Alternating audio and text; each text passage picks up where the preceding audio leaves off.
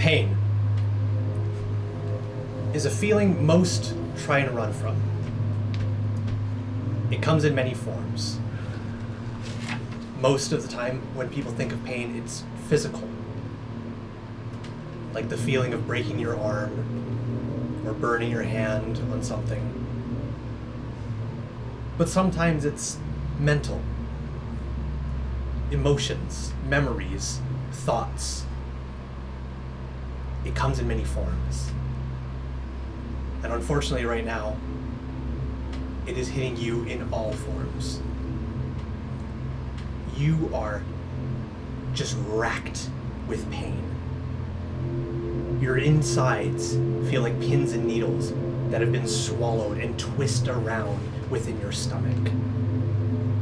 Your fingers bend backwards all the way until they pop and touch your knuckles. Your elbows twist and flip the other direction. Your neck pops, cracks, and shoves itself against the skin. Your hair is pulled from every strand individually, almost to the point of breaking, but not quite. You twist, you turn, you flip.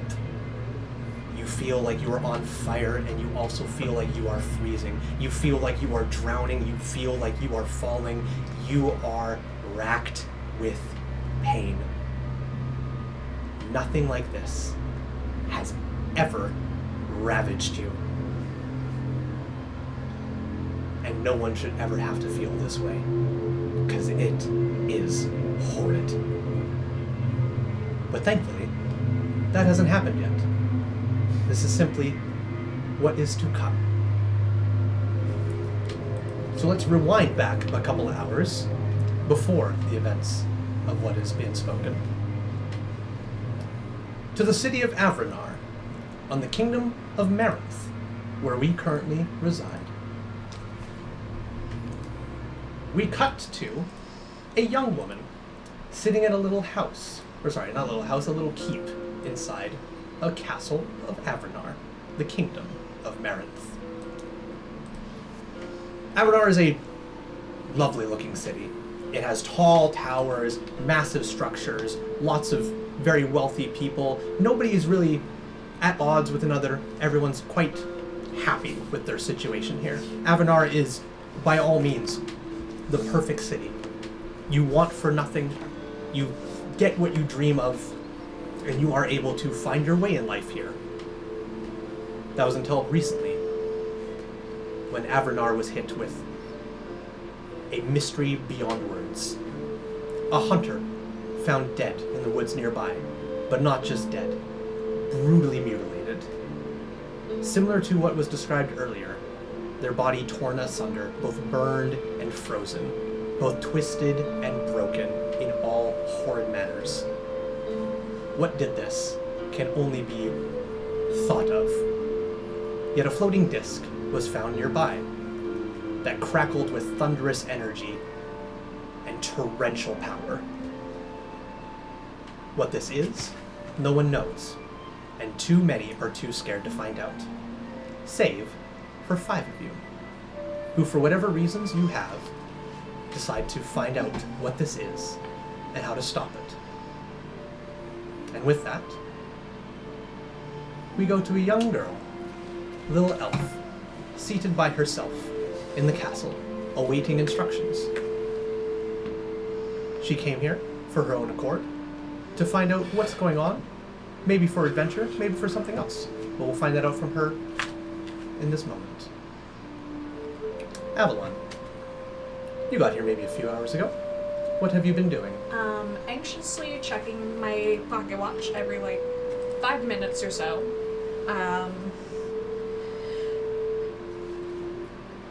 Are there any books in this room? Not entirely. This is just like a small meeting area. There's some sofas, a table, a couple of windows. It's not really meant for anything except for just to sit down and chat. Okay. If there is nothing to peruse and read, then Avalon would be pacing. Pacing, okay. Anxiously, constantly with the pocket watch in hand, just flicking it open, flicking it closed, just looking at the time every 5 minutes or so, and just tapping the side, waiting for something. Okay. What does Avalon look like as she paces and taps this stopwatch?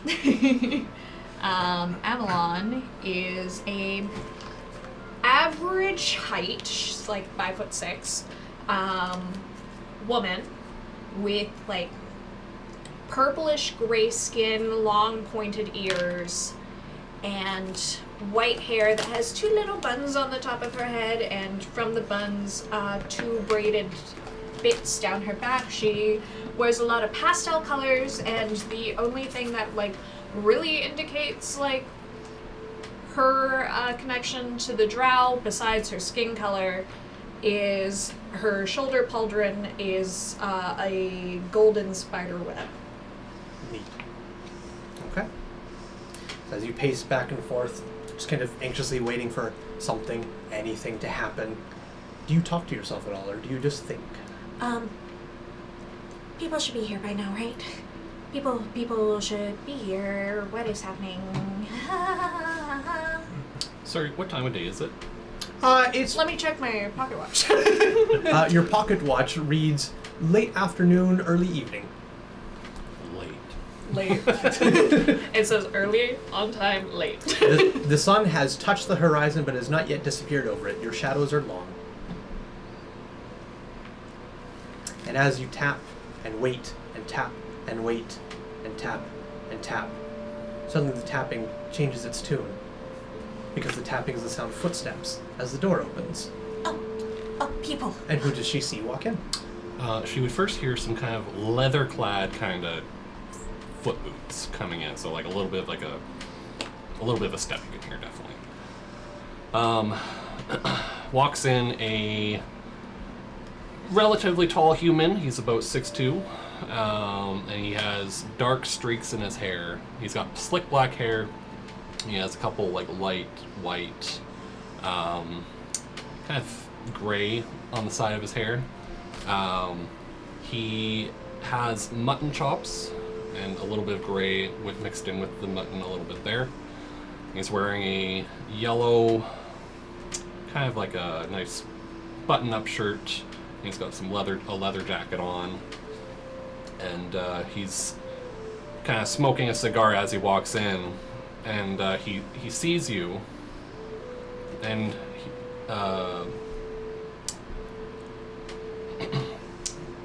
he looks around, takes a puff out of his cigar, and I see we're the first one here? Yeah, I've been here for a few hours. Well, I guess I'll have to take a seat over here. Or do you mind if I sit with you? Oh, go for it. My name is Avalon. Oh, sorry, one sec, yeah. He just kind of like looks around and for something to like put his cigar out his cigar out on.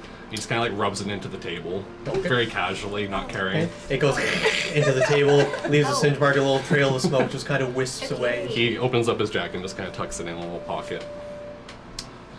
So I guess you saw the body? Yeah. Yeah, didn't look like a beast at all. No. It seems like a mystery, and I love mysteries. Usually when something like that happens, it's very unique, and I like a little bit of adventure.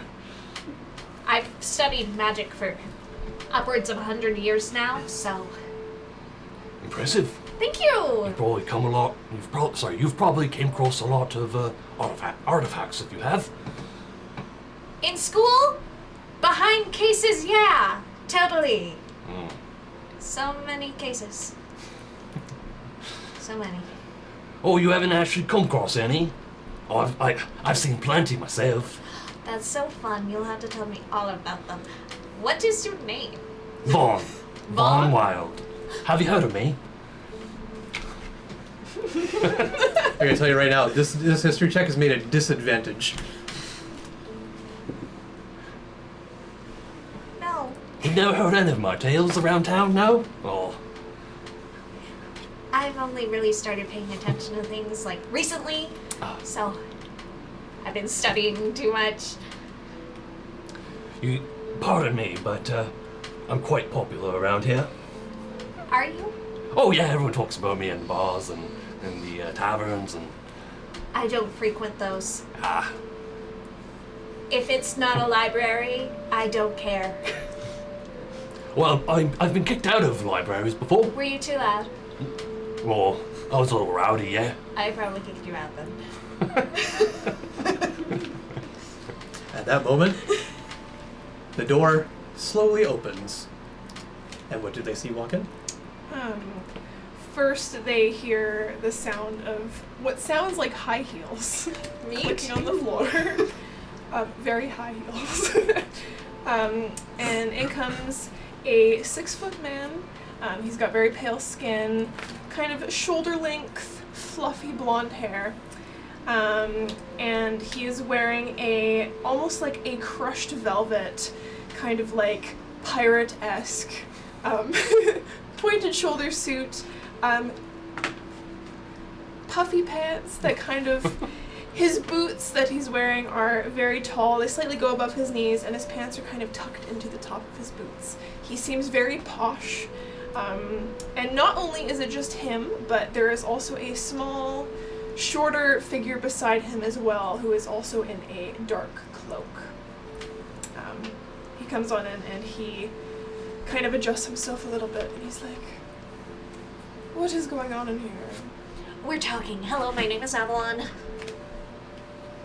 Hello. You don't get much sunlight, do you? I don't either. I'm from the Underdark. Well, Are you from the Underdark too? no, I don't. I would never go there. Okay. Ever. It's gross down there. And I agree. muggy. There's some pretty cool stuff down there I've seen. And what's that little thing you got beside you? Oh, it's nothing. Just ignore. Does it speak? No.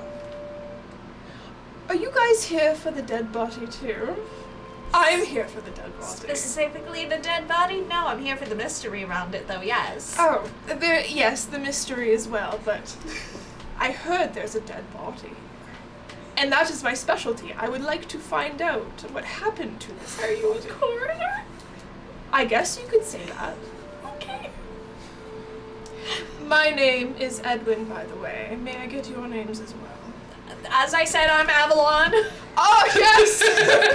Avalon. And what is your name? I'm Von Wild. Have you heard of me? No, I just got here. Oh, you must have been living under a rock then. I'm very popular in this area. I guess you could say that. Are you compensating that?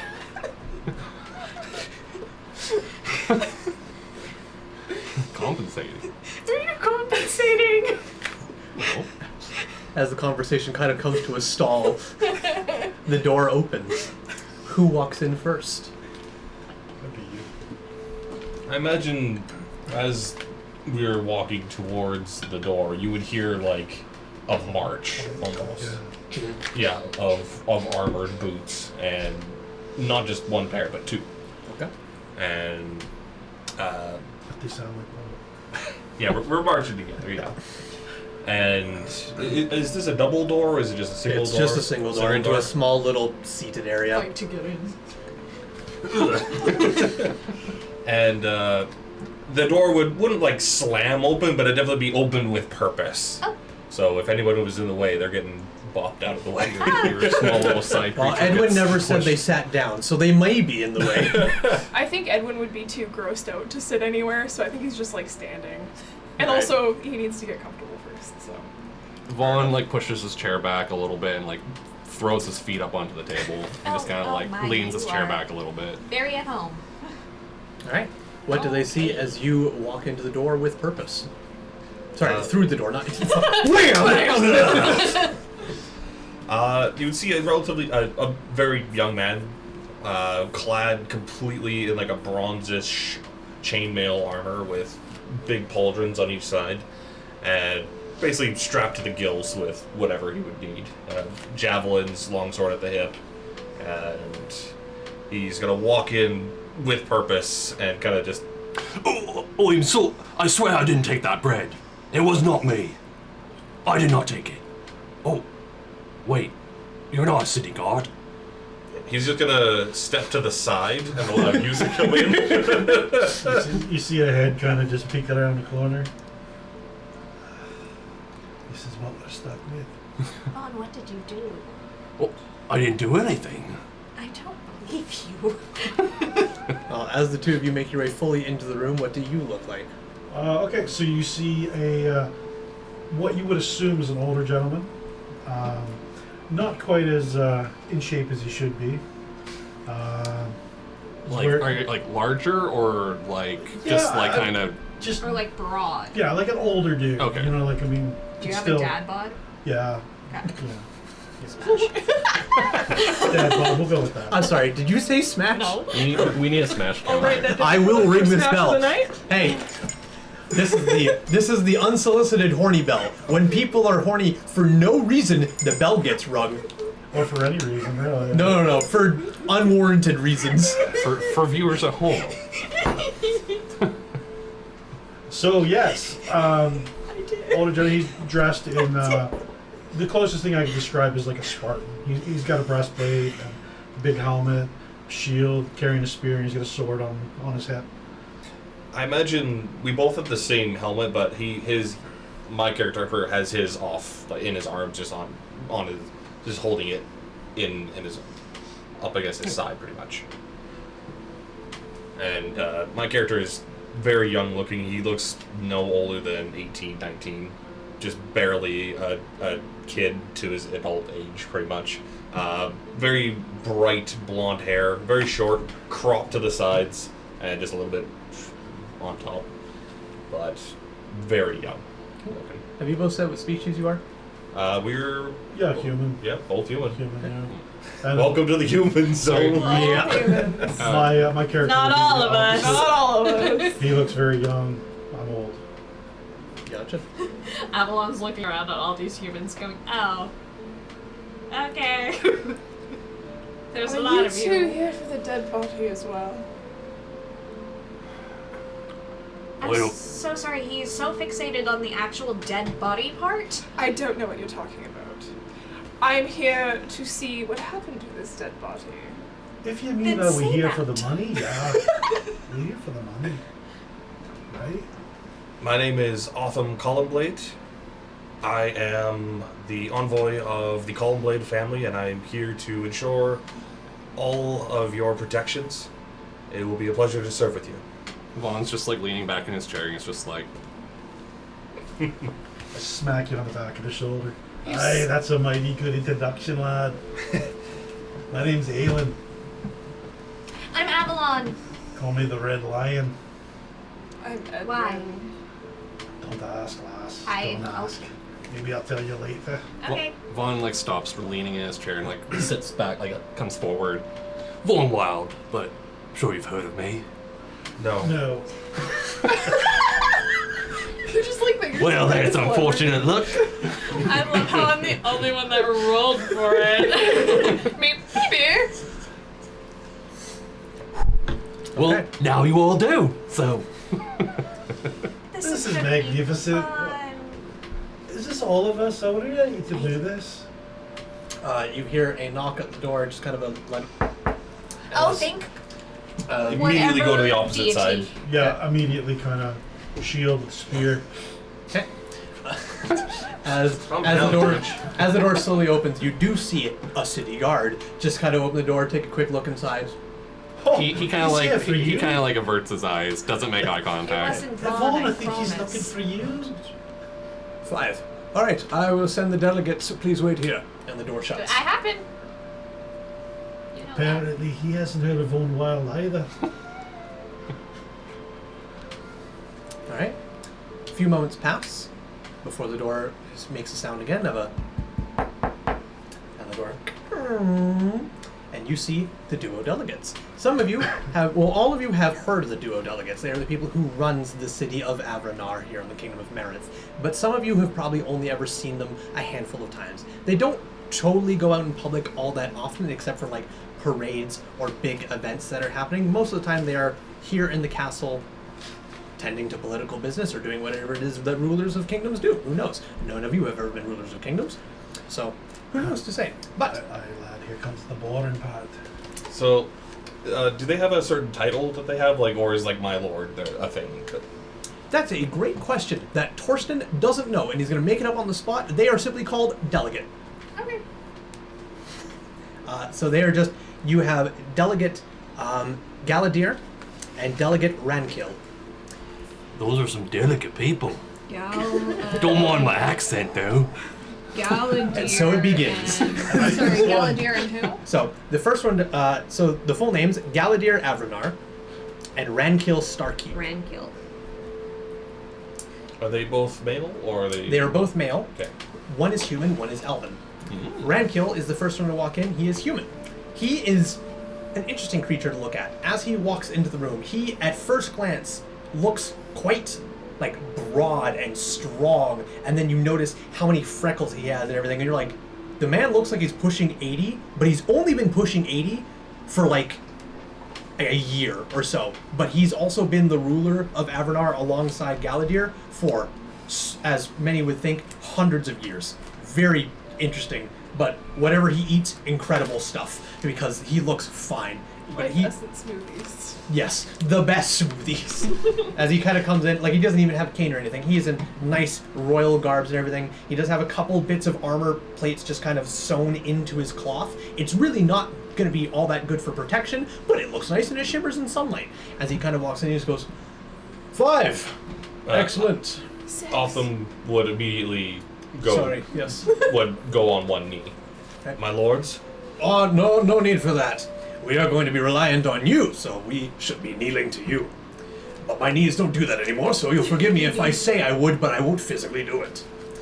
Galadir should be so... And as he turns around, you see this tall, elegant, long, platinum white hair, almost as white skin, walk in behind him. Very prim and proper, shoulders back, chin forward, just walks around. He's... You all made it. So with that, the one of them would say like, "Hey, you don't have to do that," but as soon as the other one pops up, head goes back down. Okay. As Galadir turns in, he goes, "You've all made it. I'm happy to see that. I am Galadir Avranar. This is Rankill Starkeep. You are?" And he slowly shuts the door behind him.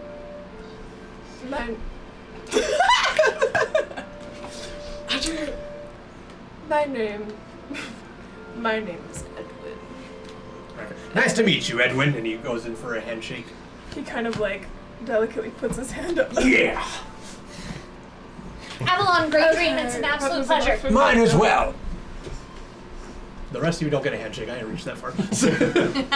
Vaughn would get up and just kind of like brush himself off a little bit and go to reach out for a handshake and assert dominance of a harder grasp. Okay. Not that difficult, because as Rankill goes to shake your hand, he pauses, squints his eyes, and you see... Roll insight. Recognition. Oh, you said insight? Yes. Insight.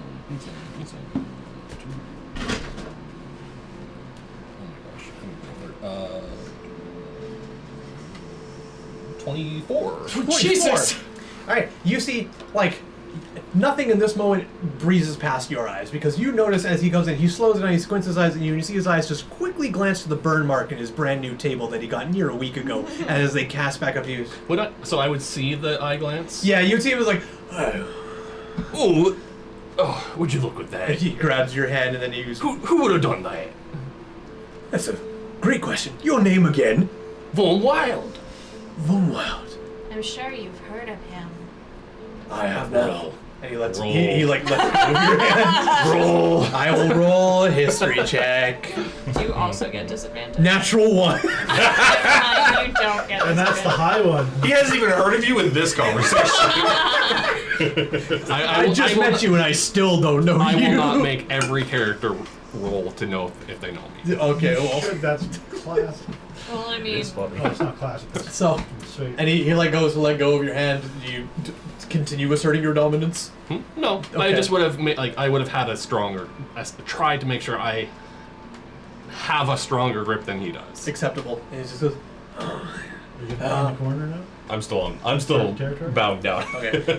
Randkill just kind of turns, looks at you, he's just like, boy, get up! And he just grabs your collar, and he doesn't like hoist you, but he gives you a bit of a tug to be like, come on, you're embarrassing Yeah, yourself. Otham would bring himself up. Otham Columnblade, at your service, my lord. And he goes for a handshake. So go. Swap the helmet As to he the goes other on, he goes, side. oh, my left hand works just fine. Swaps again. I don't like this song and dance, let's not make a habit of it. Aelin puts the spear against his chest on the other side so he can reach out to shake his hand. Mm. Because I'm a lord, my name's Aelin. It's nice to meet you. You as well. And as he kind of backs up and gives all of you like a very happy glance, Galadir has stood there very just prim and proper, slowly taking you all in with his eyes. Well, now that the formalities are over, I want to thank you all for being here. What we're asking of you is dire and possibly quite dangerous. I'm sure you've heard of the last party that went in. They did not come back, and the parts that did were missing some extremities. Edwin. I think there might be something wrong with this one. You may rest here for tonight. We have a room set up. Each one of you will have a royal bed, along with food brought to you in whatever manner you wish. In the morning at daybreak, pack your things and be ready to head out. We do not want to waste time, for we fear this is growing, and it needs to be handled immediately. Should you have any questions, please ask of it now. Otherwise, we will leave you to your night. And Rand goes, seriously, you ask us anything. We'll get it for you. I would like some red wine.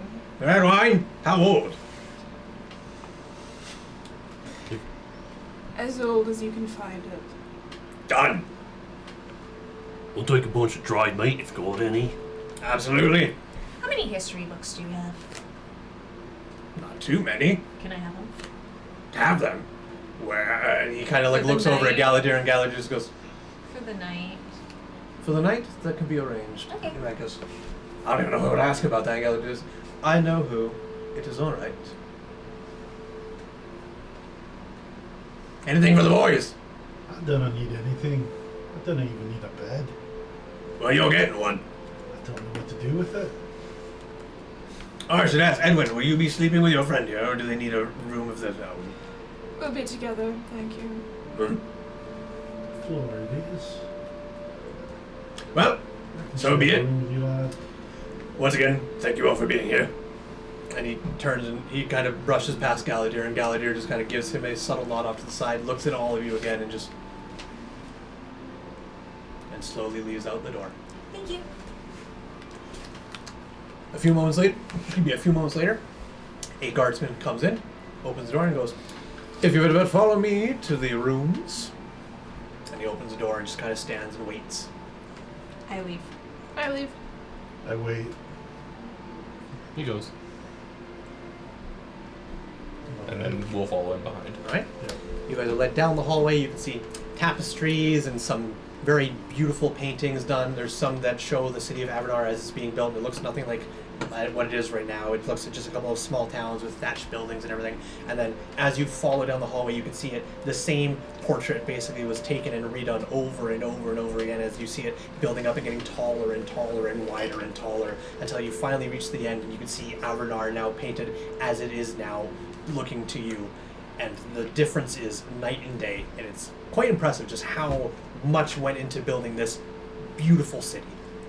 And as you reach the end of the hallway, you turn off to the right, and there's a large set of double doors, and he grabs it, and he twists it, and he opens it, and it makes loud clunking noises, and inside you see a grand hall, probably an old ballroom at once upon a time, but has now been kind of made use and just holds random bits of furniture that's clearly not in fashion or in use anymore, but they just don't have the heart to throw it out, and it just seems to gather in here. But besides that, you also see a row of no less than 12 king-side beds just stapled here with a giant divider, another one, another, and another, all in a big row with pillows and blankets galore. Is is like the structures and like buildings, is it like, I know you mentioned that like they're like is it primarily human like esque buildings and furniture, or is it like elven hybrid? It is almost a perfect mix. Okay, so it's got like a little bit of mix. Yeah, it's basically looking at like the paintings and everything when it started. It definitely looks like it started human wise, and then it slowly gets a little bit more elegant, a little bit more flowy, and the structure, the foundation that Avanar is built on, looks very solid and human of design. And then as over time, it looks like it got a little bit more free flowing and fancy with it. Okay. So, and with that, the guards goes, "The things you've requested will be here within the next hour. Otherwise, I am an earshot away should you request anything more. Thank you. You are most welcome.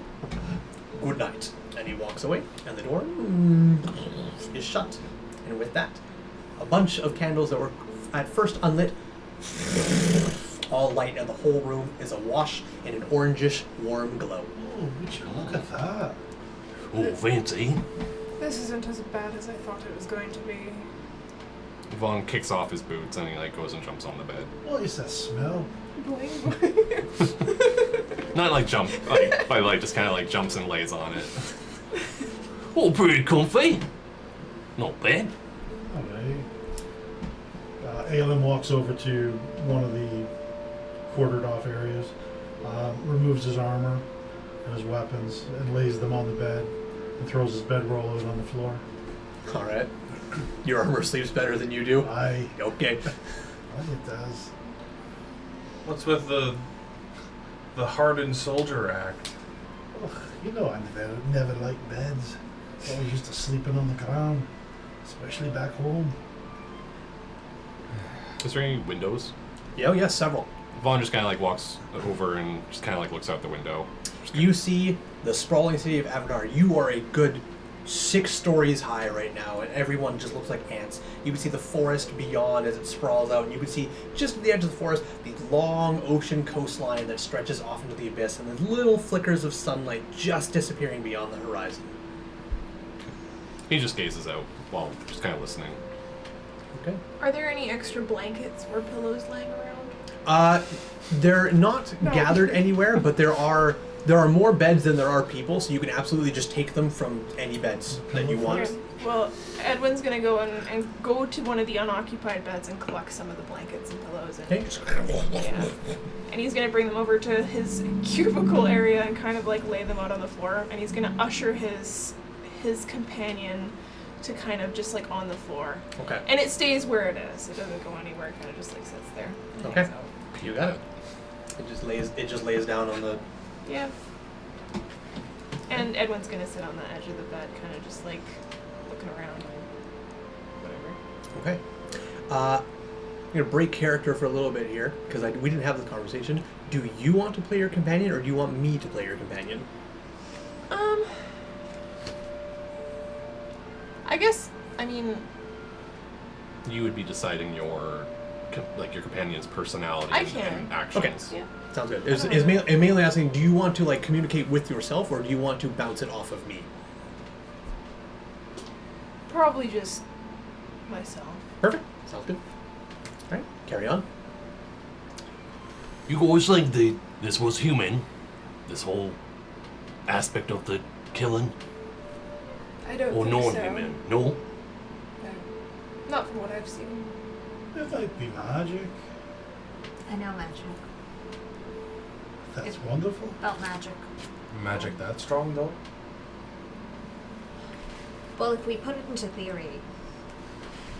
Avalon will set out a bunch of books just right in the middle of the area. Like, okay. If you're actually interested, please gather around. I do not like talking very loud. Before you continue, do you want me to read out the description I gave to everybody again? Is there not a big open area? Yeah, I meant for the body. Is that what you were Oh, describing? yes! Okay, so Please! the description that was told. Do it in my voice. Do you want to just read it? Yeah. Alright. Where am I starting?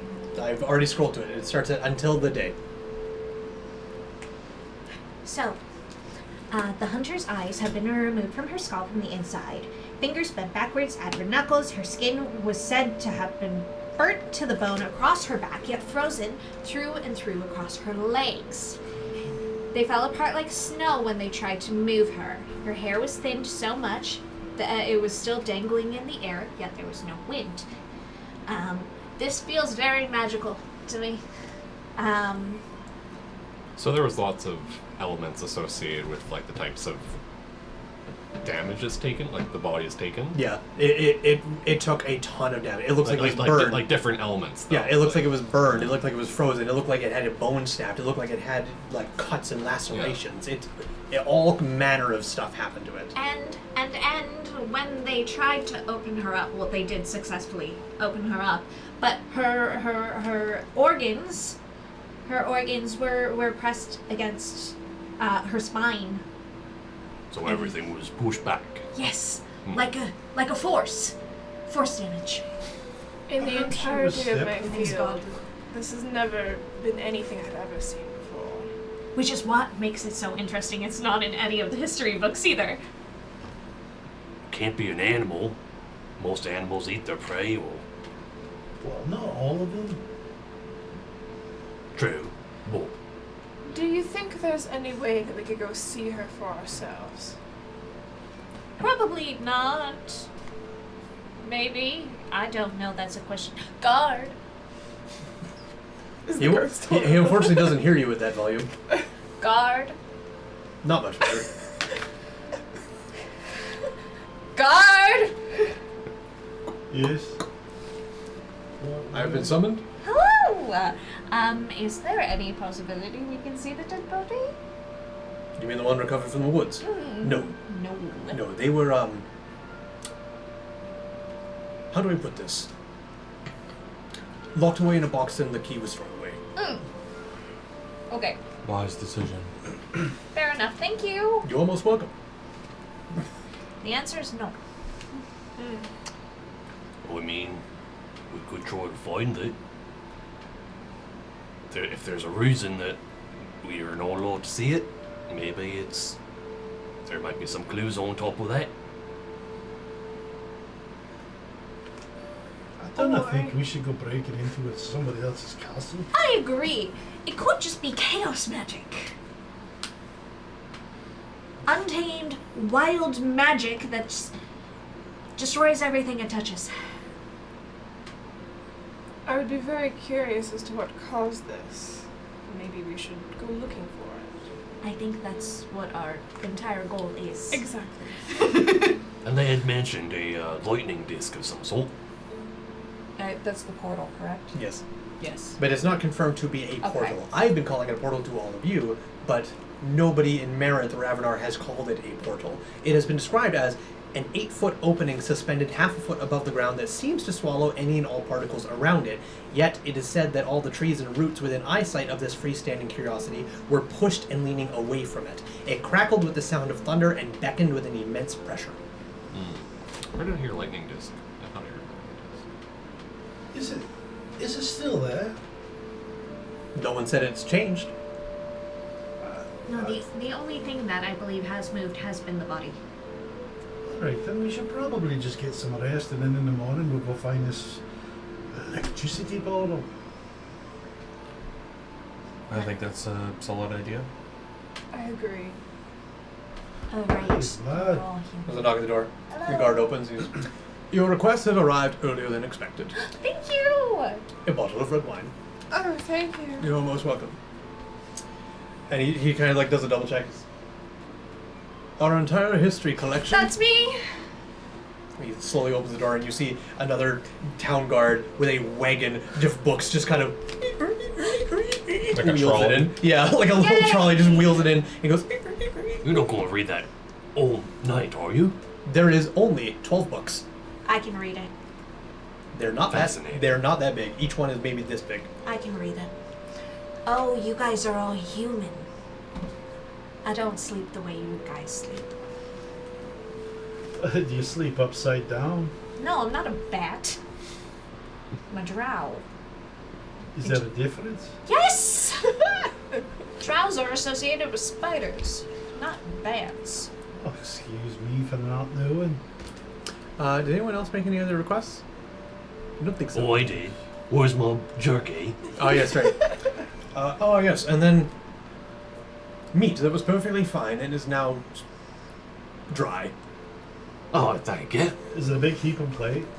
No, it is like a weaved basket of just jerky. Oh, we're taking that. Let me get you there. All yours. Could I get some dinner? Right, I gotta have some. Dinner already? Yes. Absolutely. Slay. We have limited options, but we can try and make things, what would you like? Picky. What do you have available? I'm not picky. We have pork, Okay. and we have chickens, All right. and I believe, if it's still fresh, we might have a baby lamb that didn't quite make it. Oh, You're gonna have some of this, or you won't. thank you so much, fun. I'll have some pork, please. Pork it is. Do you have vegetables with said pork? Absolutely. Thank you. It comes plated with a tomato in its mouth.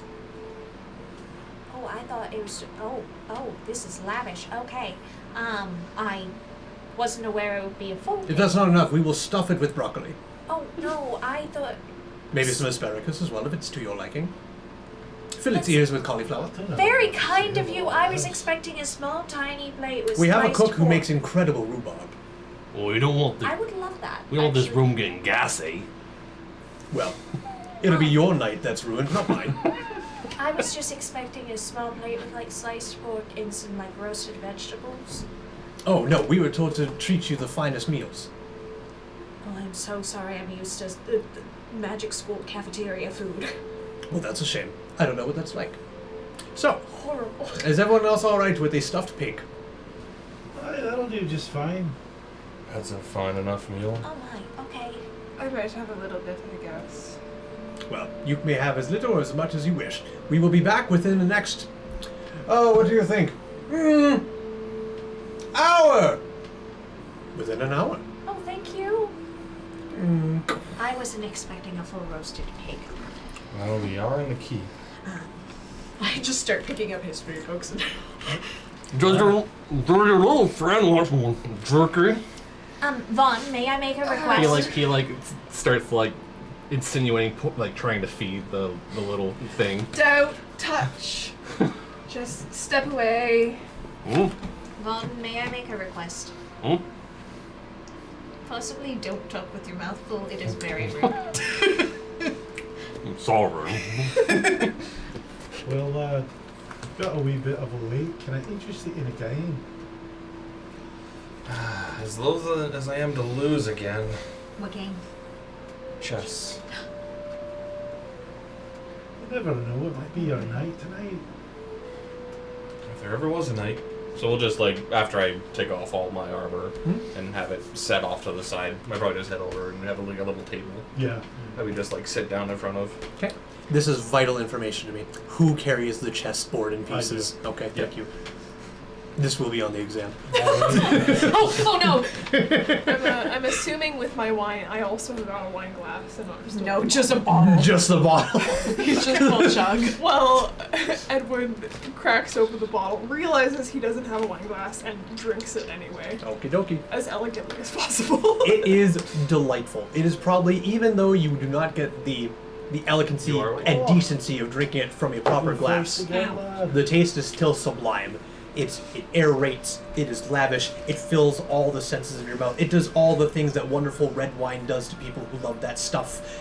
Yes. Can I do a history check? Sure, what history are you trying to gain from this wine? How old the wine is? Go ahead. Nat 20. Goddamn. Real? Nice. Oh my god. You First roll's got 19. Yeah. 20. you aerate, sniff, swish, cover all 672 taste buds. Damn. That's a 10. That's a natural 20. What are you It doing is. there? No less than 900 years old. Oh my god, this is the best wine I've ever had. And the realization hits you. Not in this lifetime, nor if you were given 5 more lifetimes of the life you've had thus far, would you even make a fraction of what it would cost to buy a sip of this wine. I think I'd take that as a poor omen. Go and have a swig of that. Do you not find it Swig of what? The wine. that No. everything is perfect? I specifically asked for this. If you wanted wine, you Yeah, could yeah, ask yeah. for I it can go get my yourself, own. too. Yeah. And plus, my mouth has been all over it. That doesn't bother me. We'll Humans leave are these two alone. It may look perfect, but not everything is. If you move the palm here, you can whiz. Have you seat? I Have you started playing? I imagine we've started playing. So I pick up my knight as my first move. and I Checkmate. move. we just put up a chessboard. Yeah. Actual. We now chess. play chess within D&D. Lad, do you know the importance of having a cavalry? Yes, it's a very destructive force. Alright, just remember, no force has ever won without a cavalry. Not true. Okay, no force. No force. Ricola. No. No side that as a cavalry has ever lost against a side without a cavalry. Yeah. That makes- Cavalry is your most important force on the field sometimes. Take that to heart. Now show me what you learned. And with that, I want both of you to roll intelligence checks. Sorry, actually, your choice. You can either roll intelligence or wisdom. Your choice. Wisdom it is. Is this Oh, towards, it doesn't towards the matter game? about This is the- towards the game, yeah. So we both have proficiency in it. So Solid. No. All the better. No, I Do don't. you want me to roll You should. for my speed I reading? have. For your speed rating? Reading. Oh, speed reading. So I got a Yeah, go 17. ahead and You make definitely blow me out of the water. your choice of intelligence or wisdom. I'll let you make I'll it. do intelligence. Okay. I got a 17. One sec. I got a, what did I get? I got a 13. Okay, I'll get back to you. Thank you. Alright, so you said 17? 7. Hell yeah. Show me what you learned. You guys sit Nothing. down. You go through the chess game. Do you guys do best of 1 or best of 3s? Whatever we're able to get away with. Honestly, I'm thinking probably 1 Okay. because throughout the game, I'm always like trying to spit something out to him. So the one game takes quite a long time. Right. Okay. And then I'm expecting to hear him when as he makes his moves, the pieces, what they represent, what they Right. mean, what they mean on the battlefield. From your side, Aelin, you watch him make a couple of moves. You see he opens with a standard opener, and you're like, okay, I know how this is going to go already. I know all the beats I need to make. You make your couple of moves, and then he does something that it's one of those things where it's like when you're a super knowledgeable person at chess, going against new people is always a hell of a time. Yes. Because they do the most weirdest things that completely throws you off guard, and then you don't know how to do it. But at least intermediate people, you're like, well, I can steamroll these people all the time.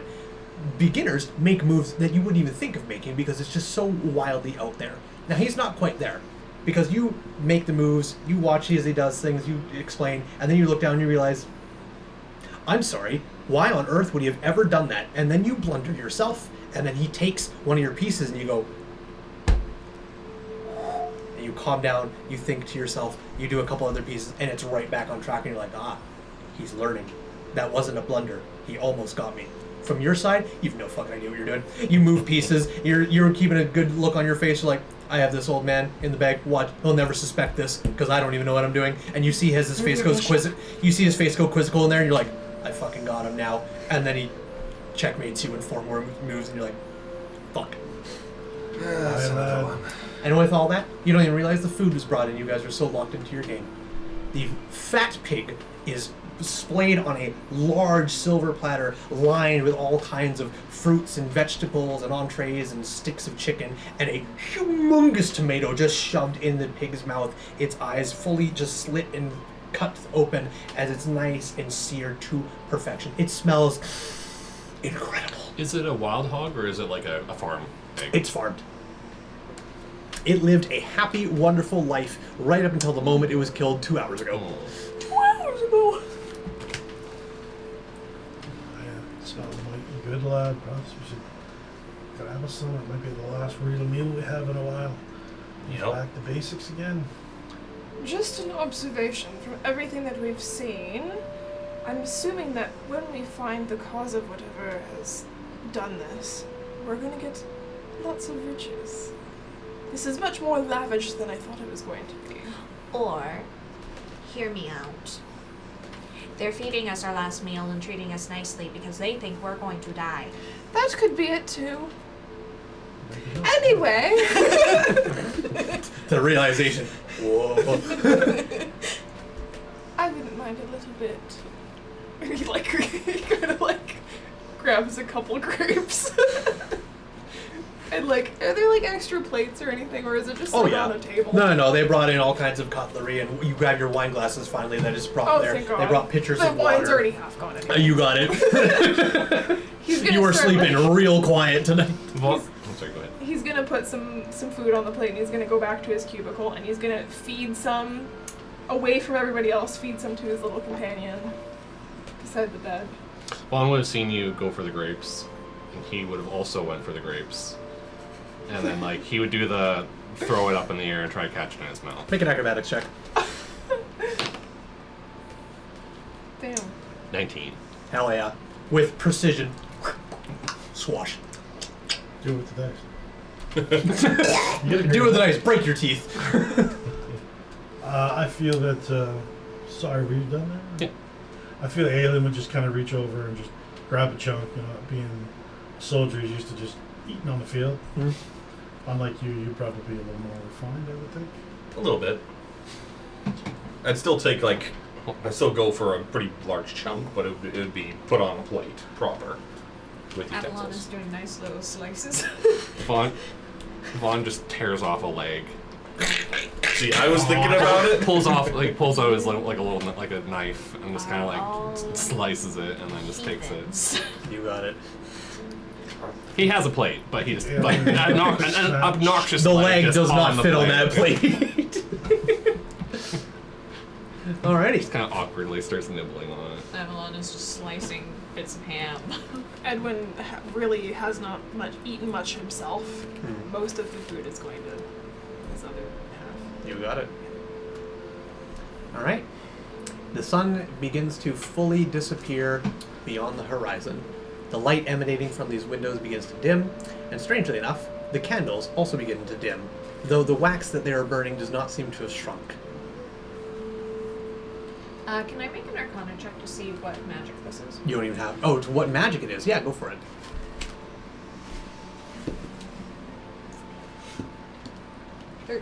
13. You look at it and you really think on it. You try to go back to your teachings and try to figure out what kind of magic this could be, and then it hits you as you kind of move up closer to really investigate it, and then you realize this doesn't burn. It's not hot. And that's when it's illusion magic. Oh, interesting. There is no actual fire there. Oh, that's fun. Interesting. And as you do that, you watch the flames just get smaller and smaller, and all you naturally just begin to yawn as your circadian rhythm clicks in, and the night has truly descended upon you. Can we keep a watch? Not here. I can watch. You're gonna watch through the night. I don't sleep. Oh, You that don't must be think- boring. No, I have books.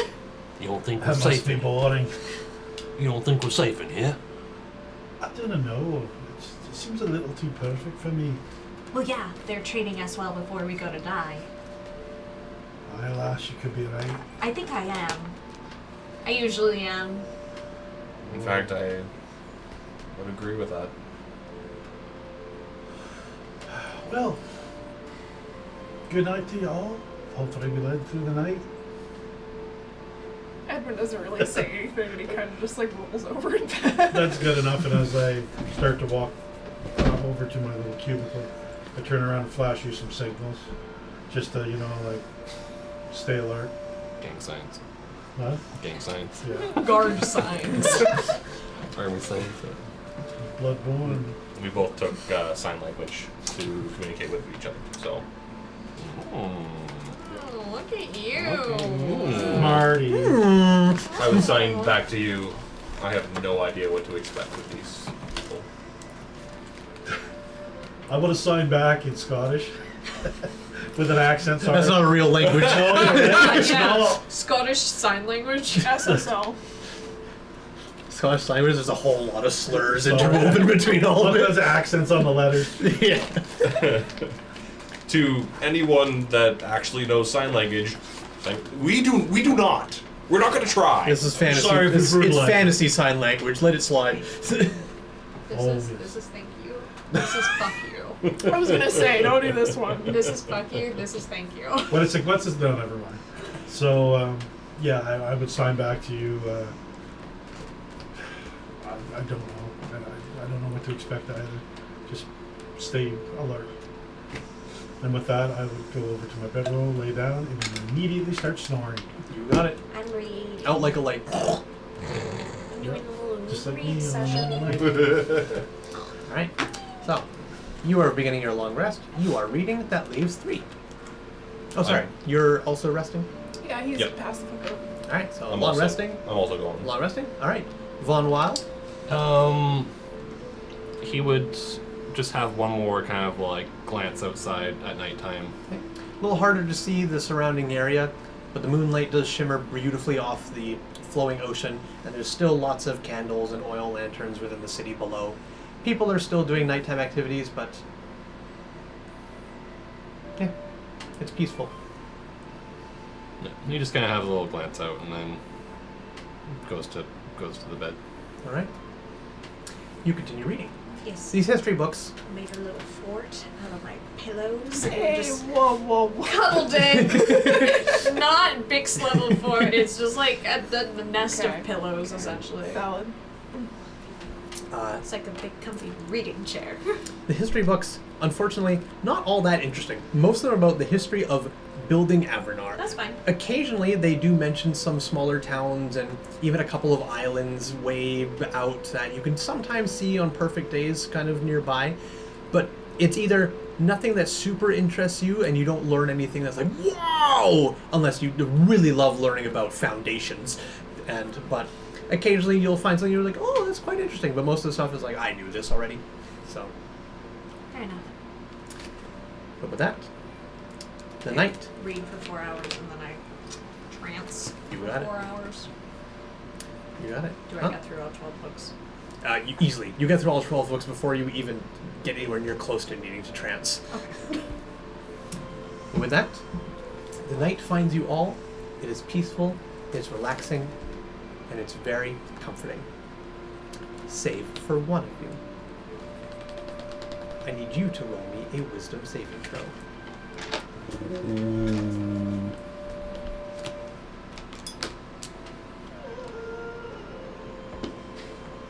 12. 12. The night finds you rather quickly. You've had a good meal. You've had exquisite wine. A lot of And the wine has definitely helped you in this manner. so much. You find yourself at rest. Before you wake up, you're in the same bed, but the room around you is slightly different. You're not in the hall. You're back at home. The walls are not as nice. The room is much closer to you. The bed is not as comfortable. But it's familiar. The smell is very familiar. And as you kind of lay there, you slowly turn yourself over and you feel your body touch something that's laying in the bed with you. And it shifts, and its hand reaches over your shoulder and grabs hold of you. And at first it's comforting, before it continues to grab and hurt and pinch. And then it tugs you, and you wake up, and you're back in the hall. Edwin wakes up. Oh, like, I wouldn't say he screams, but he makes an audible kind of like, oh, and he's like sweating. Who was Like, big sorry? time. Who was beside your bed? Like, sorry, are the beds in like a square? They or are is it- they are against the wall in lines down Yeah. both sides, Yeah. and there's like Did we 14 beds total, Did- so you could take wherever you wanted. Is this Where still where would your bed have been? I was right. I would have guessed I was like right in the middle. So Is you this could be, still like, when I'm beside reading? one. No, this would be during your trance. Would waking up to the noise be by choice, or would that be just kind of like? At I'm gonna say they will? didn't wake up violently from this one. I don't think this one would have woken any of you up. Okay. So you can hear the distant snoring of an old man, and the soft ruffling of others just laying in bed, but you are alone and safe. Edwin kind of picks himself up and finds the nearest window and kind of just like, I'm assuming there's probably like a chair beside a window somewhere. He's probably Absolutely. just gonna sit down and sit through the night and wait for it to pass. Okay. Luckily enough, you already slept for 6 hours, so you do get a long rest. You spend 2 hours of light activity watching the moon as it descends out of the sky beyond the ocean horizon, as the sun chases it not too far behind.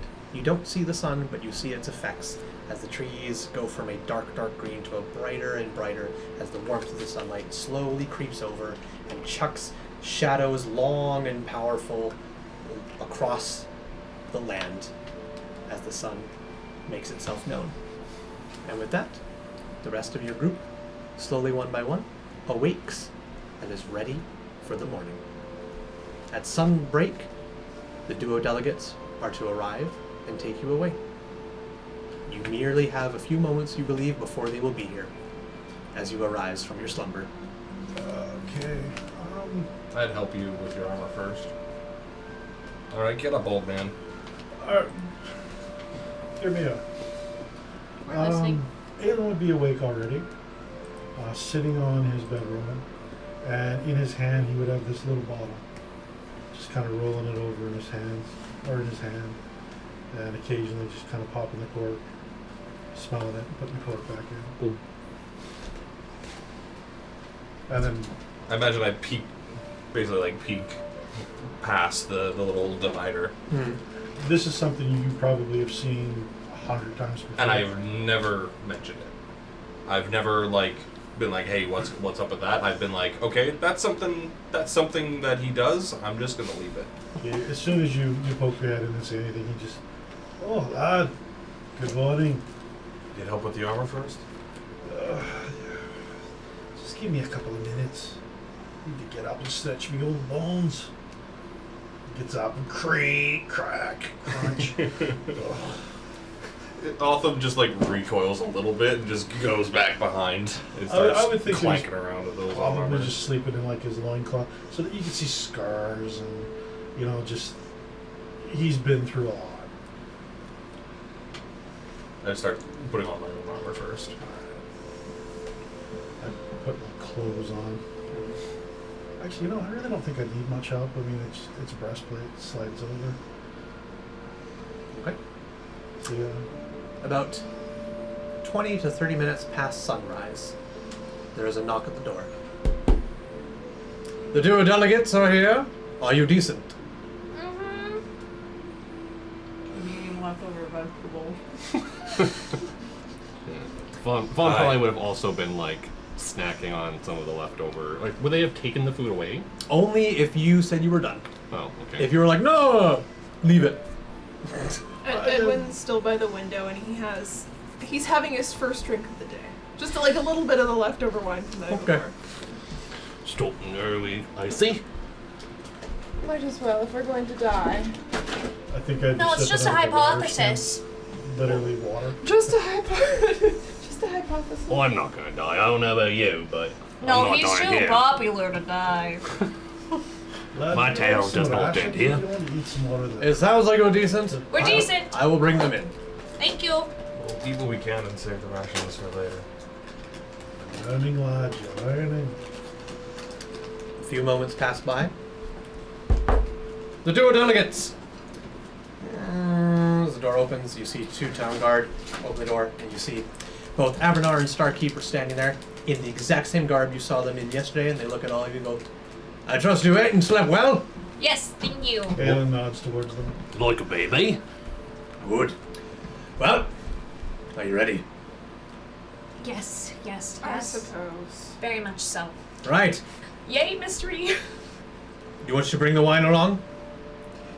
I suppose. Thank you so much for the history books. I have them all set nicely in the Dewey Decimal System in the, on the cart. Gotcha. He goes, not a problem at all. You leave them there. We'll put them back later.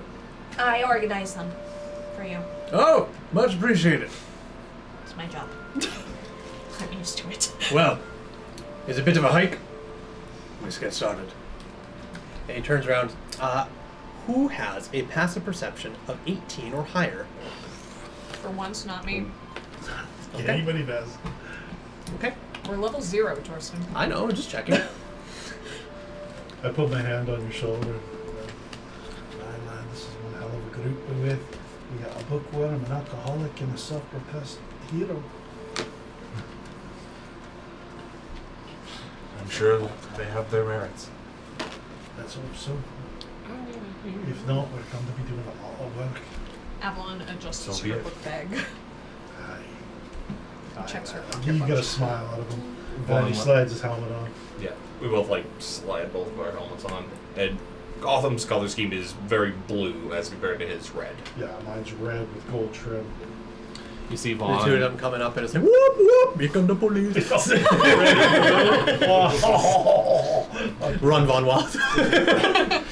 Vaughn ties his shoes and makes sure it's nice and tied, and he goes up to a mirror, just kind of adjusts his shirt a little bit and pulls out a little jar of just grease and just kind of slicks his hair back, just makes himself look nice and presentable. You get those mutton chops all styled out with a little bit of a flair at the bottom. Yeah. Aelin walks by and snorts. Okay. The pig from last night's getting to him. Vaughn cannonly winks at himself in the mirror. All right, Johnny Bravo, you got it. Ran off pretty. You want to see me wax my eyebrows real quick? All right. With that, you are all present and ready for the day. I like how I don't have a lot of charisma. What you do? He imagines he does, which is all you Hey, need. confidence is all that matters. All right. Pretty princess. Princess? Oh, I'm sorry, I meant prince. Oh, thank you. Avalon, the only woman of the group's like, what? Okay. All right. The duo delegates begin to head out. You guys follow behind them.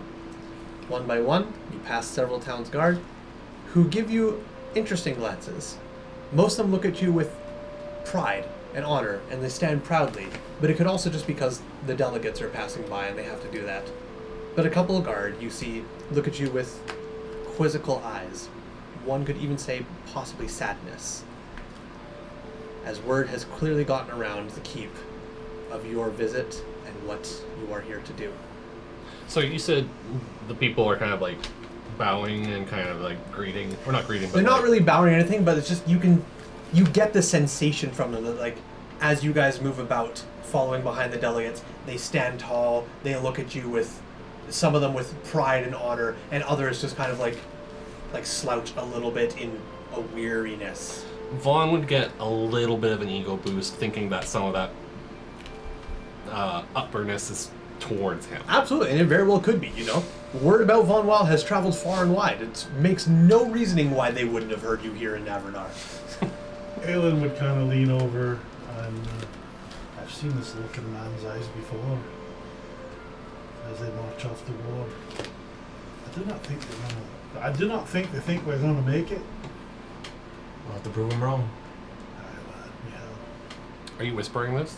Or is it kind of just a little it's- quietly? We're marching quieter. side by side. Yeah. So, if you're we'd be in directly front there, a yeah, you little would bit. hear it for sure. He kind of Vaughn would look back a little bit and be like, Don't worry. I got your back. That's what as I'm worried about. I'm in front of you. That's what I'm worried about. What's your specialty, Vaughn? What do you do?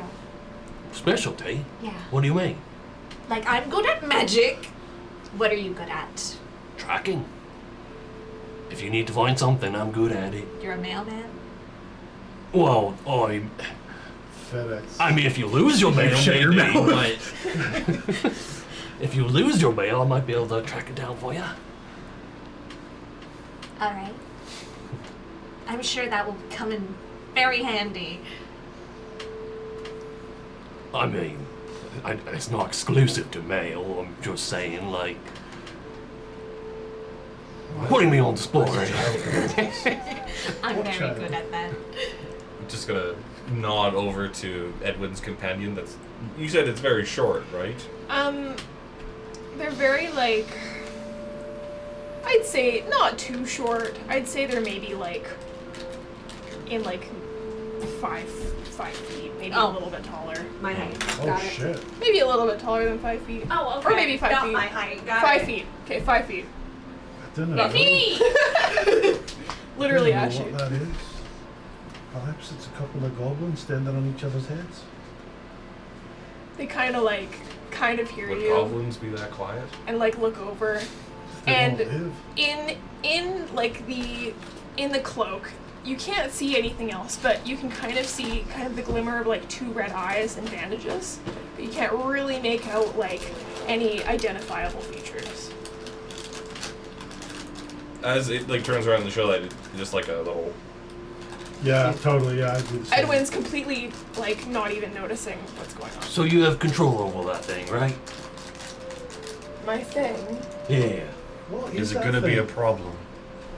it's not going to be a problem. That's all you need to know. About as much Excellent. as a problem as Von's ego, possibly. Vaughn's definitely a I like the problem. laugh. She's funny. Well, I'm right here. You don't need to talk behind my back like that. I'm not talking behind I'm your just- back, I'm in front of you.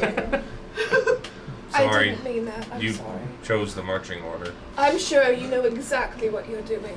I'm not talking behind your back, I'm in front of you. Oh, that's a wonderful group we got ourselves tied into. They're already bickering. We haven't even left. As you say that, you leave out the front doors of the Avernar Keep. That's perfect. Alright, now we're out. You can bicker. Bless you. Bless you. Anyways, so as you guys leave the Avernar Keep, you walk through the streets of Avernar. You see people looking around, more so amazed that the duo delegates are walking on the streets with very few townsguard nearby, if any, and then this rambunctious 6 people just kind of following behind that. Most people don't know. Maybe some of them have seen you around here before, but most of you, they're just kind of like, what's going on? Are the delegates leading the way? Yes.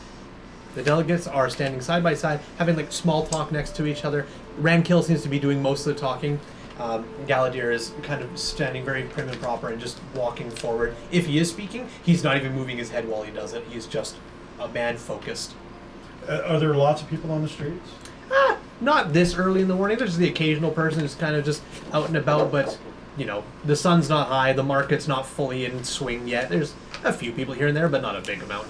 Alright, Aelin hits you with a shield on the arm. Lad, perhaps we should follow them. Just, you know, and speeds up to be walking behind the delegates. Okay. Yeah, we would basically like swap from the back to the front. Yeah. Okay. Of our group to be right behind the delegates. Gotcha. Alright. You guys make your way out of the city of Avernar into the wilderness. You follow a well-worn path that splits out to a couple of different hovels, some hunting cabins, and over time, the path begins to wear out a bit more, and you become more and more into the wilderness surrounding Avernar. I would say that Aelin would, his posture would kind of lighten, being more at home outside of the city as opposed to being in the city, or much more comfortable outside of the city than in the city. Okay.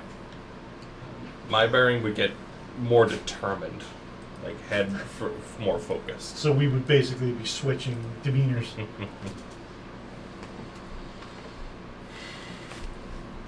Lad, it's much nicer out here. And all the busyness of the city.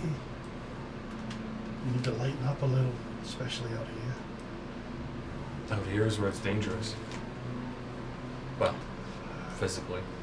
That depends on who you're talking to. Very, very confident you're good enough to take care of any danger that comes along, lad. After all, I trained you. Just wish you didn't have such an ego. Aelin just chuckles, like a genuine chuckle. You seem like an honorable man. I could trust you more than everyone else.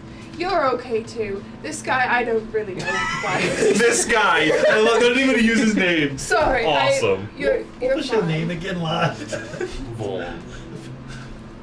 Von Wild. Trappenside? Adventure man. How old approximately do you look? Adventure man. Honestly, we'll say around Late 50. Late 50s? No, not late, like 50. Okay, because I'm close to your age. Close to too. my age, eh? I can see his Oh, you jaw guys are It's back the so and gray. young. It's the gray. Edwin's in his I'd say he's in his mid-30s, Yeah, early So- 30s. It's us, then you. Well, actually, it'd be you, then us, then.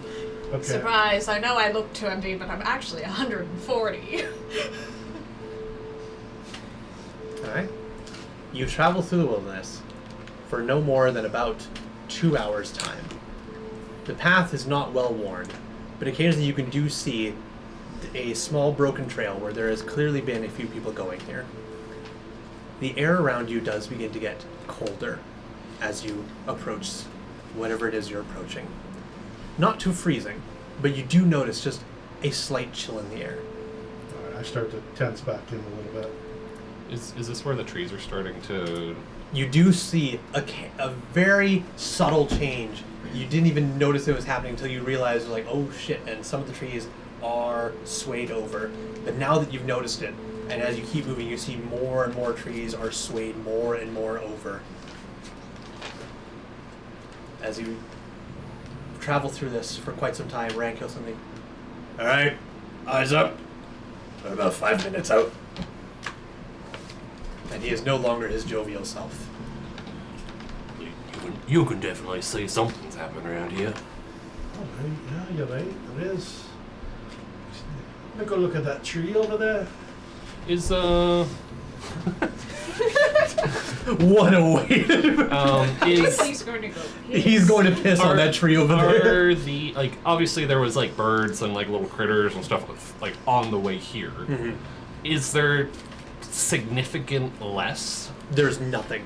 It's just, like, basically void of You, life. like walking, Not life, you but- heard birds. You saw the occasional squirrel, some other land critters, lots of stuff. Now, and you, as you click in, you're like, I wonder, and you just take a beat to really listen and look around. There's nothing. You see nothing. You hear nothing. Not even a mosquito. There's nothing.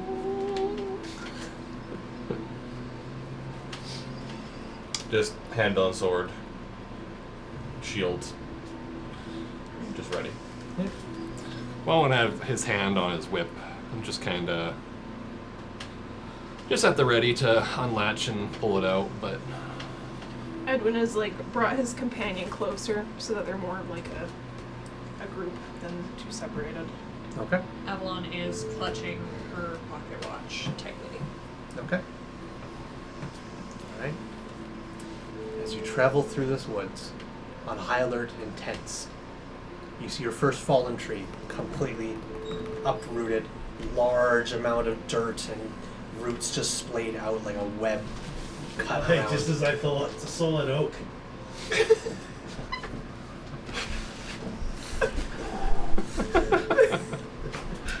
I As guess Aelin- silence on my Okay, you don't have that spell, but good try. As Aelin catches up, the trees, one by one, you begin to see more and more are fallen down and completely ripped out of the woods. And then you hear it.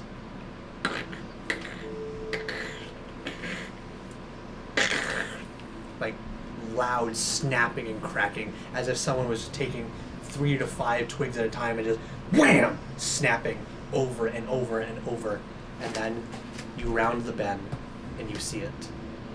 This large 8-foot disc of just glass energy with self-contained fog and clouds roiling inside it, and you could see lightning arcing in between it as it hovers half a foot above the ground. And everything around it is pushed away.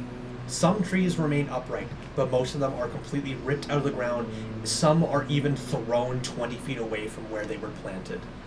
Immense power and force came from whatever this is.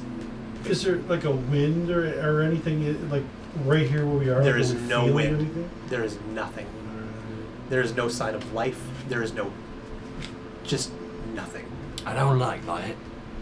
That ain't normal. That's so Hey, interesting. I Lass, have a feeling that's a cause of everything. Lass, can you tell what that is? You're a magic-y type, eh? Magic. It's magic. Wow. Can I Arcana check? Sure. Make an Arcana check with disadvantage. Disadvantage, but I have proficiency. So total of 6. Not a fucking clue. Or that one. The only thing this resembles is some maybe full-length mirrors you caught yourself looking in and were like, I look pretty today, and that's the only thing this resembles. But unfortunately, you do not see a reflection in this, only just a swirling vortex of... Mirror, energy, magic. I have never seen this before. This is beautiful. This is wonderful. I love this. Hey, lad, you might want to keep your distance. You don't want to get hit with one of those. It'll fry us in the llama. Well, what are we gonna do with it? I don't know. Let's The see duo what delegates, say. the duo delegates get, some of you might say, uncomfortably close to it as they both walk up and they get within like arm's reach. They could touch it. Are you gonna be okay up there? We've gotten close to it. It hasn't done anything. You should be fine. It's not gonna bite us, is it? It does not have teeth. I mean metaphorically. We don't think so. But we don't know. And they both just kind of stand side by side. If I am this floating disc, Galadir is standing here and Randkill is standing here. They're both within arm's reach of it. Have you tried throwing something in it? We have. What happened? It disappeared. So Wow. So it's like a portal. It could be, but we don't know to where. Hold on, before we get going with this portal, can you show us where the body was found? He looks over at Randkill and goes, and he kind of points to a spot on the ground. It doesn't look like anything different than everything else. It just looks like upturned roots and gravel and rocks just chucked away. Do you think it was thrown out? We don't believe so. And Rand goes, she was a well-known hunter. She'd been hunting in these woods for many, many years. Well, We think she was caught in whenever this thing appeared. And How- just... bad How luck. well known? More well known than you, apparently. She brought in more deer than any other hunters. She was quite reputational. you're a tracker, no? Yeah, eh? Can you tell what happened here? Can you see anything? This isn't post. Hmm? This isn't post. What? This isn't post. Post? You can't track it. What? There's Well, no I tracking. can do a See what's survival going check on. to see if There's there is no anything. tracking number. He's Oh. a mailman. I see. I forgot about that. Can I do? Are you gonna go can on I do a strike? survival check of like any other? Sure, go ahead and attempt a survival check with disadvantage. Wow. Nat 20 and 11. Damn. Survival 16. 16. You take a look at everything and you really think to yourself, because you've never been in any kind of situation like this. This is entirely new, but you try and piece things together and you look at stuff, but you do notice something. As you walk around, kind of just checking stuff, and you look back, and you can see your footprints, but as you're watching your footprints, they are actively changing in front of you. As the soil is just slowly replacing it and smoothing it out. Like whatever comes through this area is actively washed away. Oh, check this out. He does it and like shows everyone. That is fascinating. I don't think I've ever seen this. I haven't either. Nothing like that. If they're going that close to it, it must be safe. They're not wearing metal armor. Boy, that would be pretty dangerous getting zapped wearing that. Just gonna, I'm gonna go closer to it. Just kind of in between them, just to, and if something does happen, I don't want them being the first ones hit. I don't think that they will be hit. Then it's fine. for that. I'm just saying that we're very much. You know what, lad? You're right. Go ahead. Unfortunately, we do not know much else. We had a large group of volunteers decide to go beforehand when we first made this publicly known. How long ago was this again? About a week. A week ago? They went in. They did not come out. A few pieces of them came back. So That's you grim. want us to go through and look for them? Is what you want? We want a number of things. This, when we found it, was smaller. The disk is actively growing in size. Something is causing it to be here. We don't know what, and we need it stopped before it gets any larger and it becomes a danger to Avranar itself. Because if it becomes a danger to Avranar, it will become a danger to Merit, the entire continent. Now I know, telling you all, that the previous expedition that went through here didn't come back and what parts of them came back were severed is not motivational. But this much was known in our words that were sent out. I know you know the risks. That is why there's only 5 of you here. Before you go, I have something for you all. Something that I believe should help. And he reaches under his robes and he pulls out a black box. This is a very important artifact. Keep it close. Keep it safe. And you see, he looks at it for a long moment. And he grabs it and he twists to go here, and Rankin goes, "Whoa, whoa, whoa."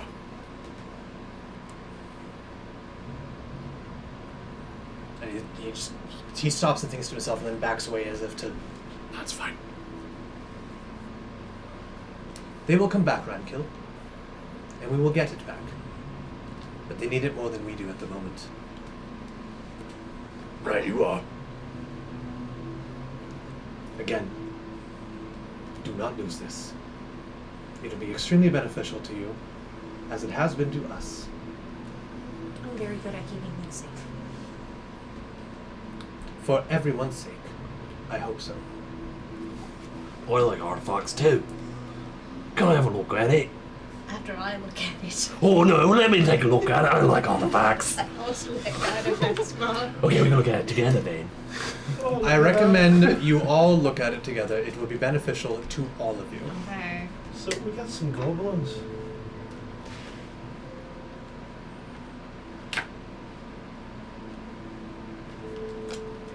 It's just a card that says campfire.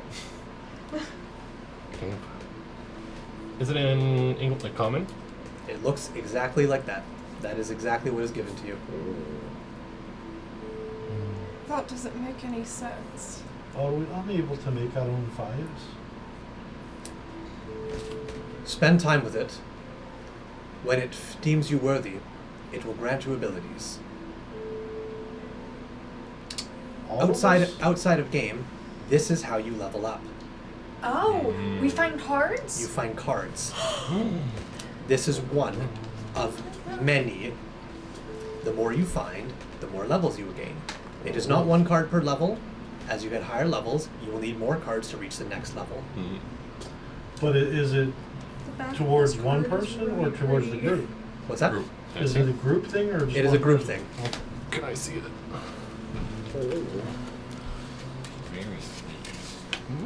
I can't say this is what I was expecting. Does this have any signs of racial origin? Of racial origin? Yeah. Go ahead and you can attempt a history check. Nat 20. Natural God 20. damn. You are dead certain you've no idea where this came from. This is, you hold it in your hand. It doesn't feel like any type of material you've felt before. This isn't made of wood. It's not made of paper. It's not made of any type of material you've ever come across. It's light, yet thick. It's heavy, but you can easily toss it. The painting on it doesn't chip. It's not wax. This is made by something completely foreign to you. I would kind of bounce this knowledge back and forth with you and be like, well, it's not elven, and it doesn't feel... It's not draconic. No, and...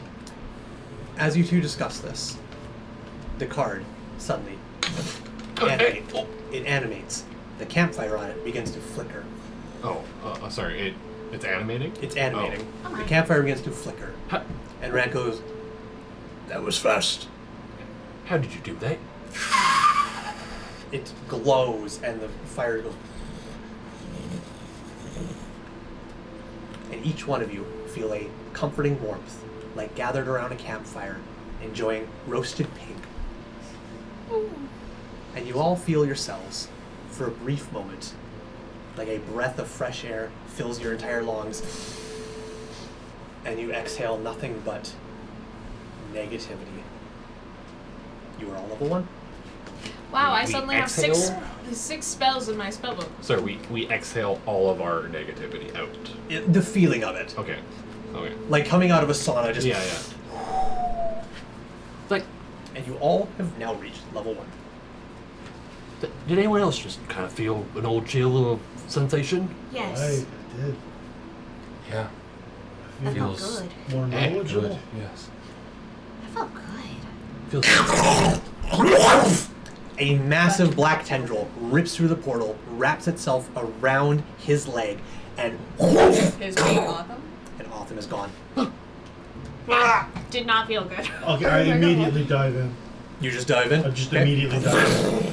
Oh, There's a loud crackle as the two delegates just like, "Fuck! What is happening? Happened before. No!" And they both just start like backing away. as Okay, you two, get back. lightning is arcing out, striking. You see small flames begin to light as grass and shrubbery begins to burn and smolder. 2 of them are gone. What are the 3 of you doing? I cast Mage Armor. Okay. I imagine thought I the had that. helmet just flew off. The hell of it just ding ding ding. Just I want to grab it on the way in. fair enough. Okay.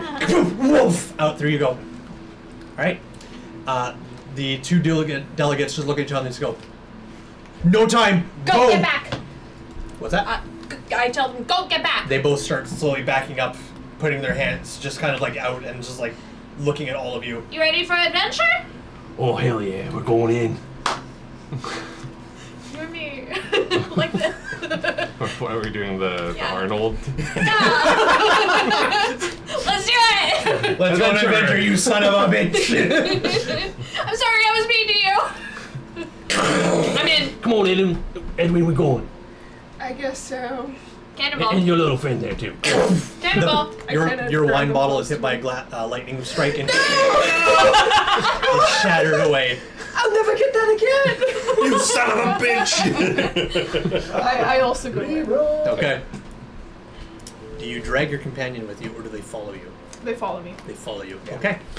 Vaughn, you're last. Oh, sir, did you go in? I would have went with her, but also kind of like turned around as I was going in and kind of like was telling okay. Edwin like, come on, let's go. And then we go in. Okay. And with that, the 5 of you jump through this massive floating disc to wherever the hell. Well, 4 of you jump through. 1 of you is pulled through this massive floating disc to wherever the hell this is.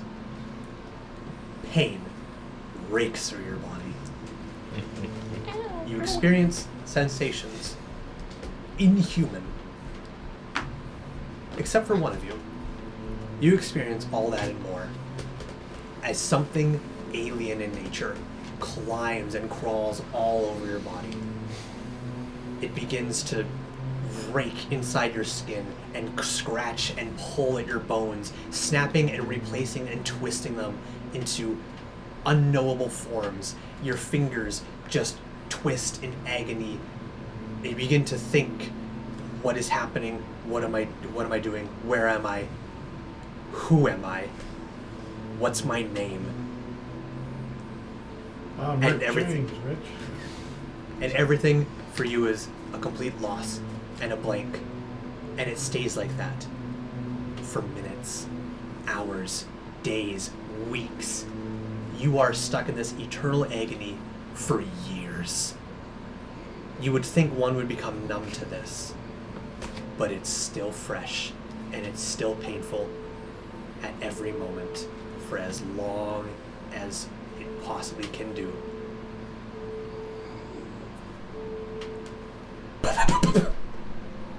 You all hit sand. Your face is filled with dust. Your hair covered in sand.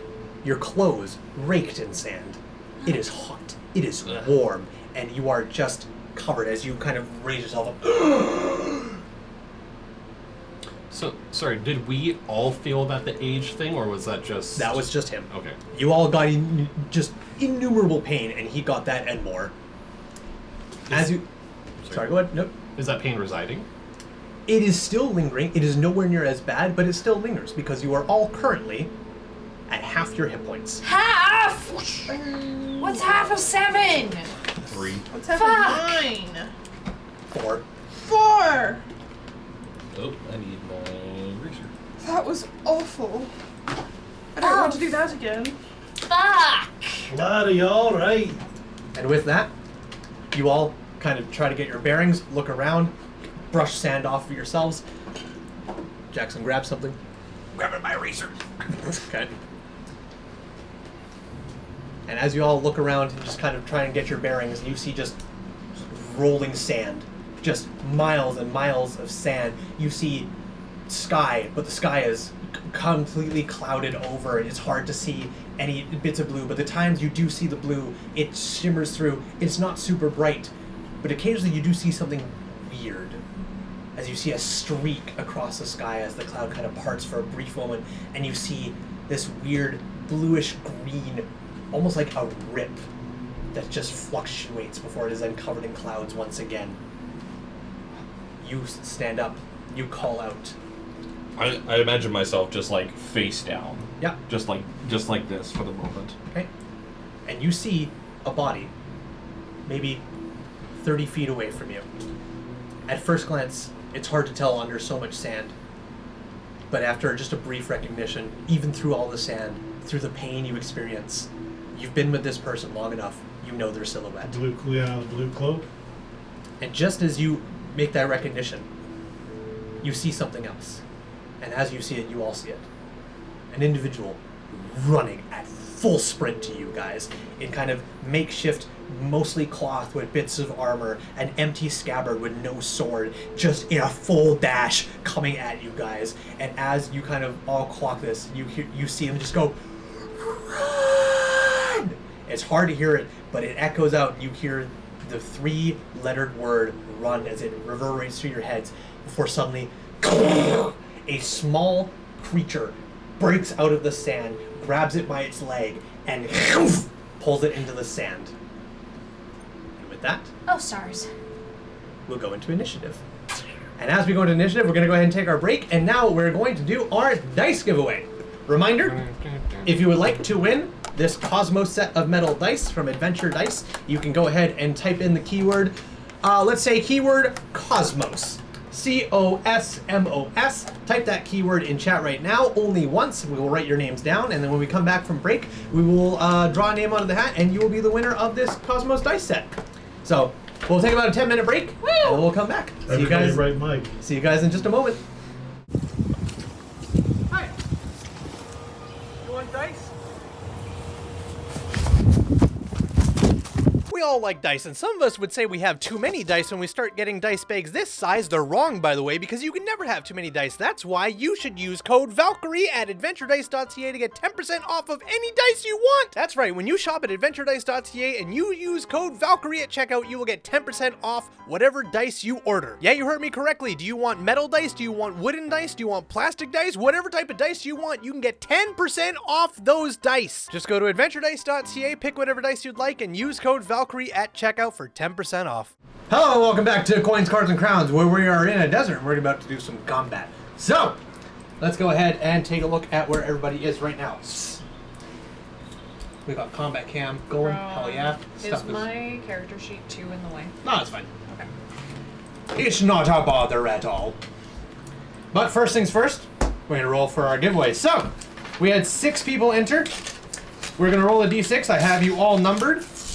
Whoever wins that roll gets the Cosmos dice set, and we're gonna roll it with the Cosmos dice d6. So, button there. You want it in dice bowl? Sure, we'll do it that way. So, number 1 is Necrotic, number 2 is Mirror Maiden, number 3 is Lord Ghostcat, number 4 is Rashanden. I sure hope I'm saying these names right. Number 5 is Ashy's Mama, and Sprite Goblin is number 6. Let's see who wins the Cosmos dice set from AdventureDice.ca. 5, Ashy's Mom. This is gonna be the easiest delivery. Jesus Christ. She lives down the road. She's gonna come knocking on me from my yard. She could literally drive here right now. Sure. She's got to then stay and play, though. Congratulations to Ashley's. I'm gonna look at this camera. Congratulations to Ashley's mother for winning the Cosmos Dice set. If you want to get this Cosmos Dice set for yourself, head out to AdventureDice.ca. Use code Valkyrie at checkout for 10% off your purchase. Let's play some D&D in the sand. Mom, we have matching dice. Oh my It's god, is this coarse, our it beach gets episode you've been everywhere. watching? It's coarse and rough and gets everywhere. We're gonna be in the middle of combat, and Is this our like, beach We're just Ashley's gonna mom's get just a gonna knock like, on the door. she's just gonna like appear through the little side door here and And just here be are my like, dice. and just Oh my walk out. god, that's so funny. Phase in, phase out. That's fucking wild. I need to Google something. Before we go combat, you need to Google something? No. I can still Google while we're in combat. Okay, good. Because I'm last. Sorry, did you want the worm way back here? I want it where I put it. Well, you picked it up and moved it when you were doing your roll thing. Oh, you're right, I did. Okay, so I'm sorry. I'm getting it angry. was, with you over- How it was dare you. approximately around here. Let's go. Whoa. Perfect. No, let's No, go. it's Let's not. go one more back. All right. All right. So we're entering into combat. There's a whole lot of stuff going on. Not too much is known about it. And like we left off, you guys all awake in the desert. Some of you close to each other. Some of you a little far from each other. All of you racked with pain. You were all at half your hit points, except for you. You were at 1. Oh boy. Ow. As you all wake up and try and gather your bearings, you hear a call out, "Run!" as it suddenly gets swallowed up by this small little purple creature that breaks out of the sand, gobbles it up to its waist, and is pulled into the sand. What? It's that. I hate you. That's a shame. And with that, top of the round is Autumn. All right. I'm currently prone, Yes. like half buried in the sand. Yes.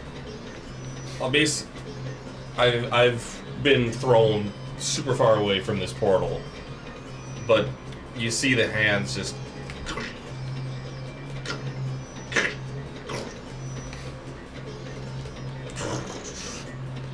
And as he gets up, doesn't have his helmet anymore.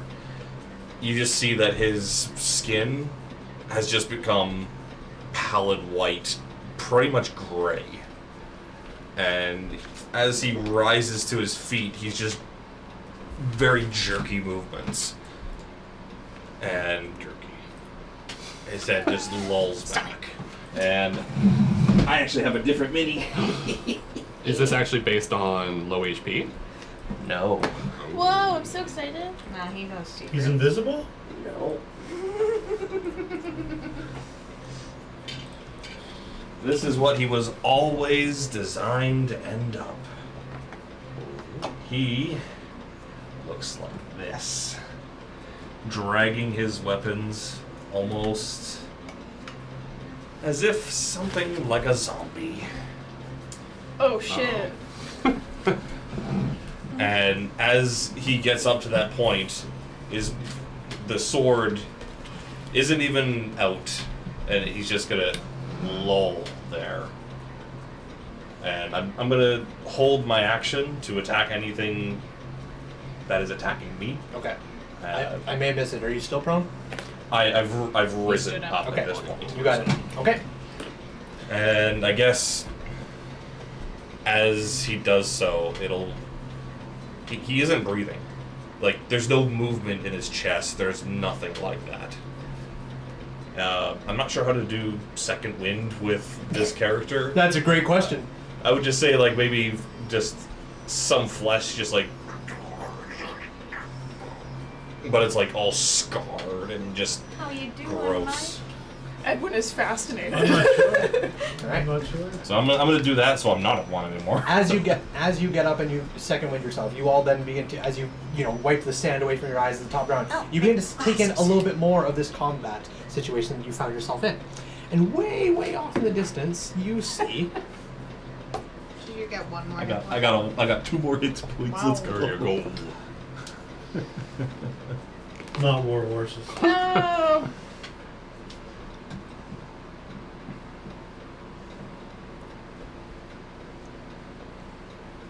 What is that? I don't know what it is. Good. I'm just questionable. Is that a I'm not fucking Is that rust an monster? pancake? We had 2 separate There guesses is what the monster is. I don't have the minis here because they're not part of this combat, but there are 2 individuals. You can see silhouettes of them by that cart and horse, flanked by what looks like another one of these weird sandworm creatures, and then something with almost like a flower petal-y like tail just kind of rattling in the air and long golden antenna that shimmer in the sunlight. Whereabouts, sorry?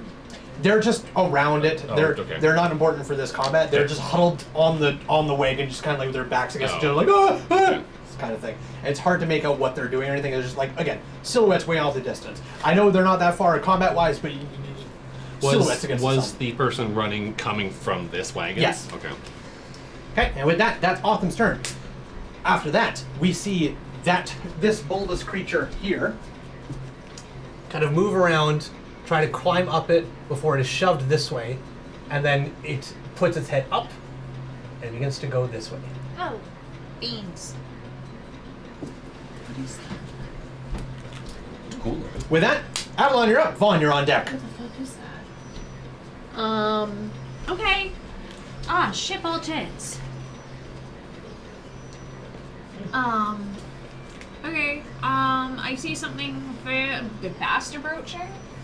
It's moving pretty quickly. Okay. It's got its head down, its tail wing shimmering, and it is moving. Dope, dope, dope. I am going to cast Firebolt at it. All right, hell yeah, go for it.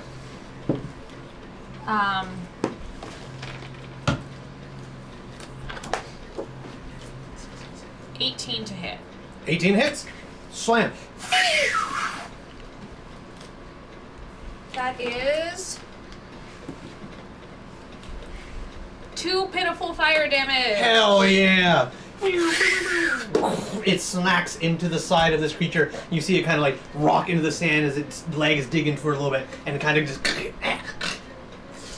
and keeps shimmering. Von. Go. Whoa. Wait. Go, adventure! That's it for your turn? Yeah, that's it. Vaughn, you're up. Edwin, you are sort of on deck. Don't worry, missus. I'll protect you. Thank you! He kind of just feels this kind of like weird like draw from his hand, and he kind of like points over at the worm, and it, like he kind of just gets like a kind of like a burning sensation from his hand, and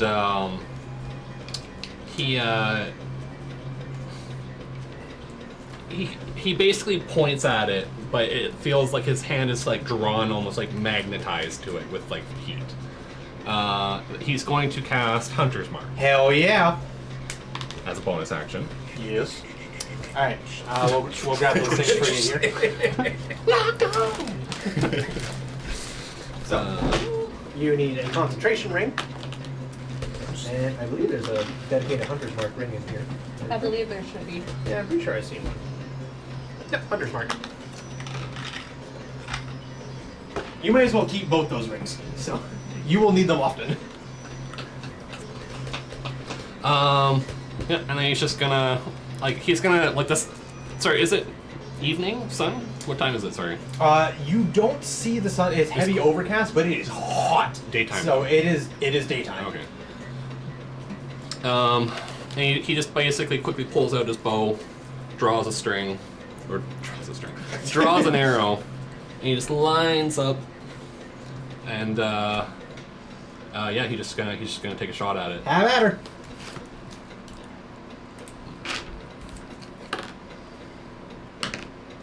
Ugh.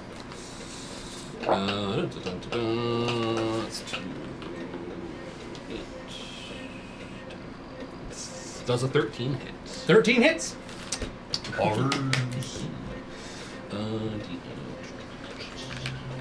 Big money, no whammies. And then Hunter's Mark is 1d6.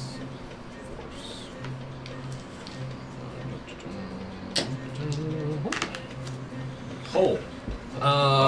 So that's going to be 5 piercing. 5 Oh, piercing. sorry, 6 piercing. 6 piercing. Okay. And then 4 force. And then 4. God damn. You. And it goes with pinpoint accuracy down the gullet, out through the back of it. And it just slams and kicks up a bunch of dirt and is now sitting there motionless. It is dead. I'm gonna put it over here. Okay. I had to.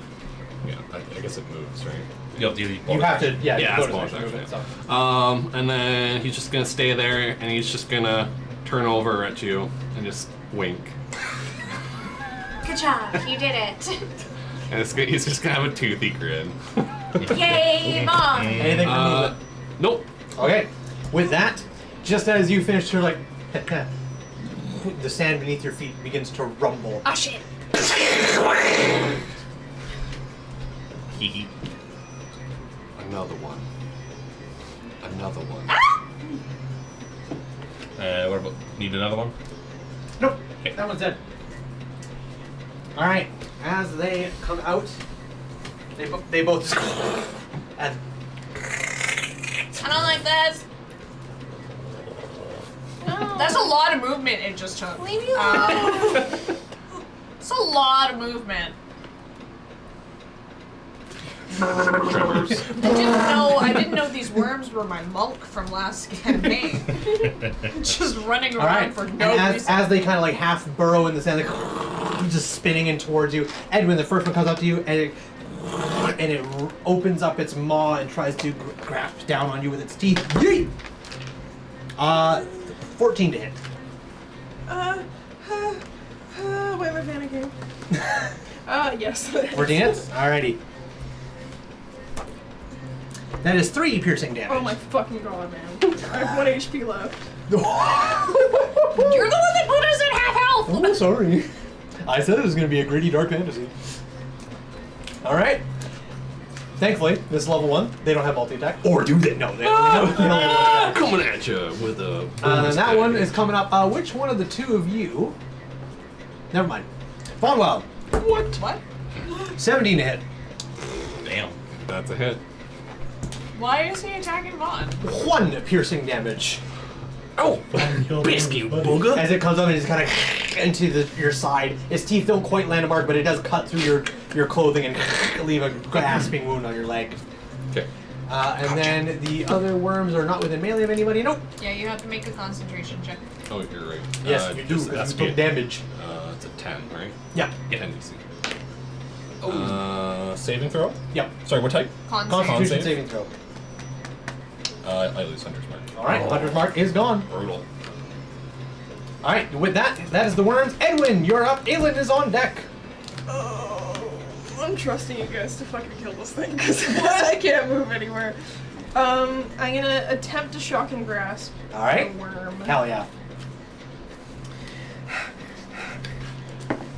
No. Oh my fucking god, man. Oh. That one. Oh, So that's a total of 6. Hell yeah. 6. So Edwin reaches out and we you have try the and same grab it and just like spellcasting, so. and try and lightning through it and it just spins within your hands and slips out and you just can't get a firm grasp on this thing. Okay. You got bonus action or movement. Well, I can't move. Sure you can. I'll die. You might miss. You can move in a circle like that. Silly worm. You can spit raspberries at it. It's free action. Make moose antlers. Crying is also a free action. Edwin is going to kind of stumble and panic, and that's my turn. That's your turn. Okay, sounds good. Aelin, you're up. Autumn, you're on deck. Renowned Worm Slayer.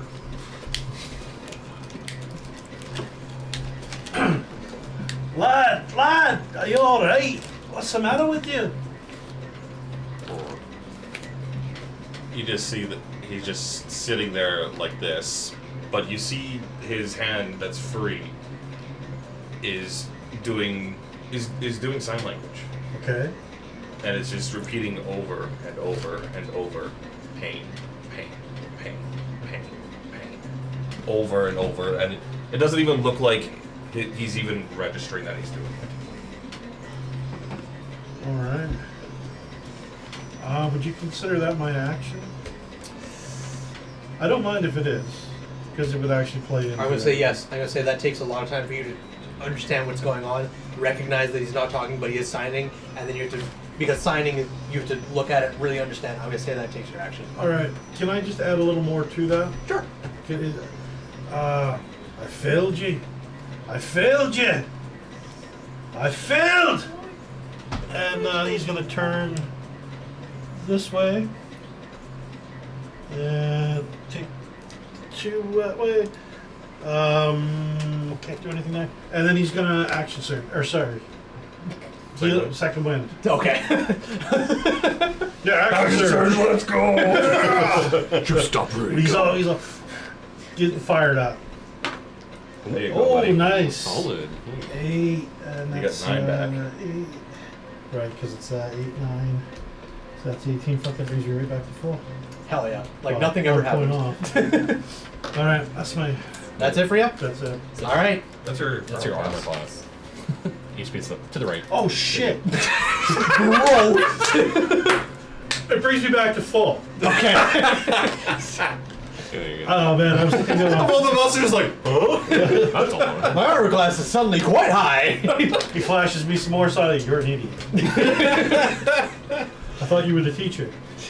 Hey, you're under a lot of stress and emotions right now. Yes. All right, that's it for your turn. Yes. You got it. Autumn, you're up. Top of the round. Avalon, you are sort of on deck. That creature goes first. Right. After you move away, you know that he's trained in a different way of fighting than you, just very slightly. Because I went with blind fighting, so I have a 10-foot blind sight. Mm-hmm. So I see him even though my character is just staring at him.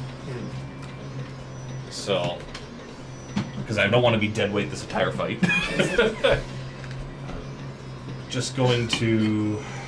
I don't even think I can make it. 1, 2, 3, 4, 5, 6. Never mind. It's odd because you feel him start moving, but it's not in any way that you really know that you've taught him. It's more of. It's less coordinated. It's more lumbering, but it's still quick. It still has power behind it, but it's more visceral than what you would ever have taught him. Okay. And he just blows right by you, and I'm gonna end up here, and I'm gonna try and slice this thing in half. Have at her. The longsword comes out and just kind of falls. And maybe it hits, maybe it doesn't. Probably not. That is only a 9. So 9. It comes out, woof, woof, and there is a kick of sand and dirt, but unfortunately it hits only sand and dirt. And after that happens, you just see that it stays there for a moment, and then the head just kind of cocks to where the arm is and where the sword is, and it kind of glances at it as if noticing it for the first time. That's it. Okay. Never mind. I'm gonna use my second one. Okay. The second one to hopefully stay alive. You got it. That's a lot better. That is +8. Hoorah! Alright, with that, it is this creature's turn. This creature. I hate that creature. What did it do to you? Freaks me out. Coming at you. Alright, it uses its action to dash there. So unfortunately it can't hit you. But Oh, as you are son. standing away, you hear, and as it gets closer and closer, you can feel and hear this like this weird buzzing in the air as you then see it kind of round the corner and just kind of, and its antenna like fluctuates and vibrates almost like I don't even, like hummingbird wings, just kind of way out there. Go ahead and make a perception check. Oh.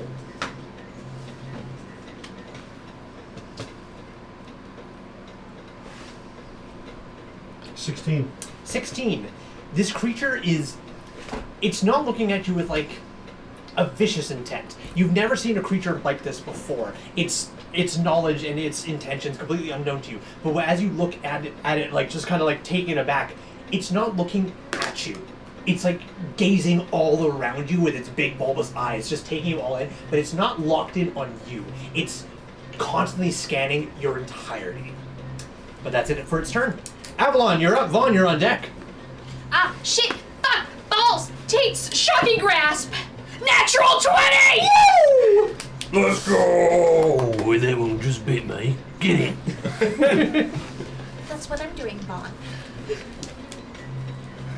That's 9 points of lightning damage! God damn! Damn. And it just sinks into the sand and is dead in the ground. I did it! Yay! Yay. Oh, thanks God. Hell yeah, girl! Bah! Thanks God. Disappears with a thumbs up into the clouds.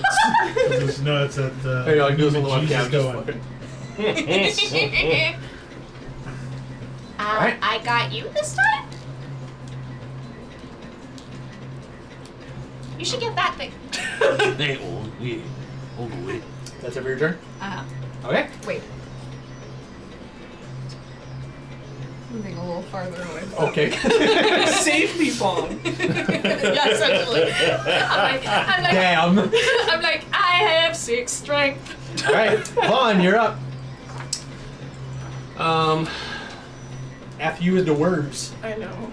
He's just gonna casually just kind of like put his fingers to his throat, and then he's just gonna like pull the trigger.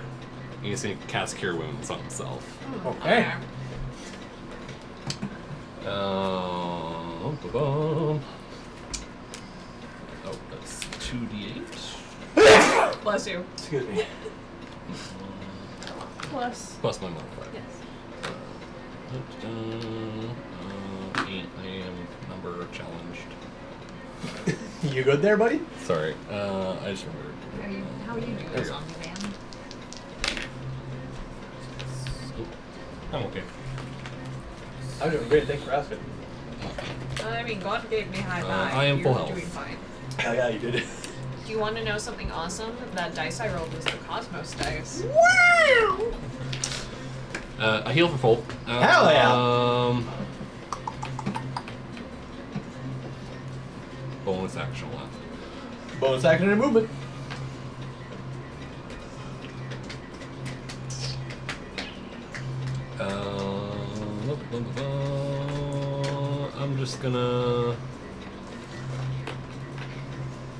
I'm just gonna walk up behind Edwin.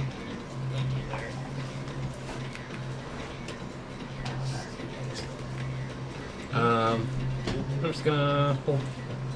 End my turn there. Just do that. Just walk behind Edwin quietly, say nothing. Okay, you got it. Worm's turns. Have mercy on my soul. This worm. I have new dice for this guy. Oh. Vanishes. The worm next to you, smelling blood in the sand, all its teeth just kind of glimmer. Are you actively looking away from me because you don't want to see this? You should. What? No. Yes. This worm, as it stares at you, its teeth kind of glimmer as it rotates in the sand before it just kind of... And it's going to try and take you down.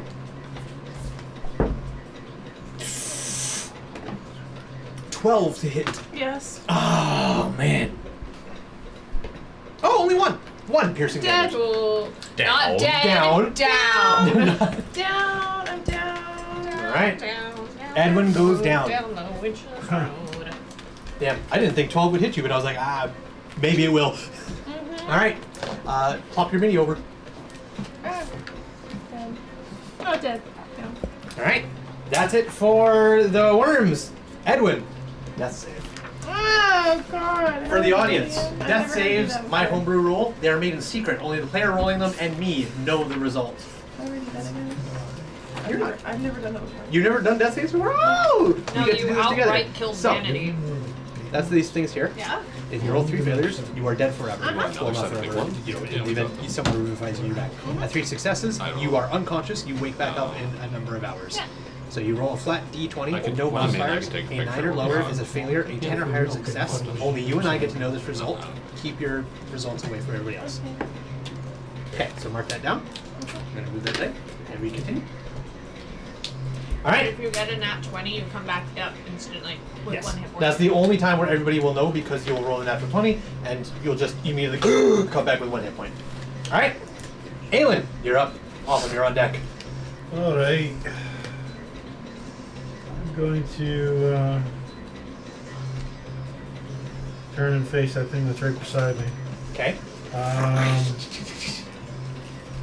I'm not sure if that thing is just sensitive vibrations, but I'm still going to try to attack it. Okay. What you using? Spear. Alright.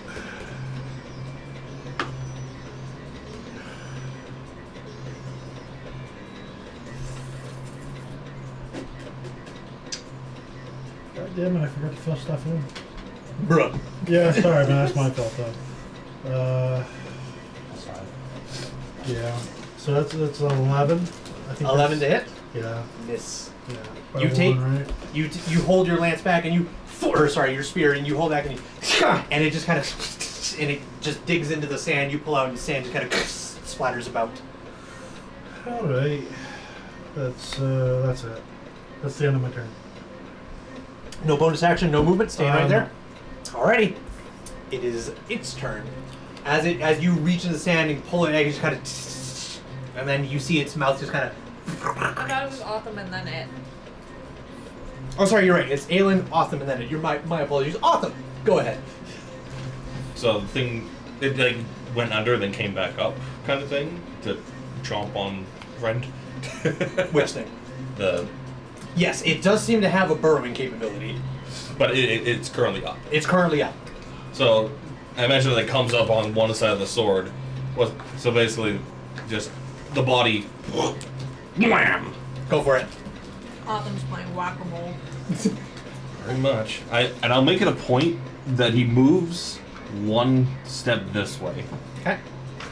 And that is a dirty 20. That will hit. Okay. I have Savage Attacker, so I'm rolling damage twice, and I can pick one. Nice. I'm going to use my 2 pools. I'm going to choose the 6. Damn. I'm a Couldn't total be of me. 10 slashing. 10 slashing, goddamn!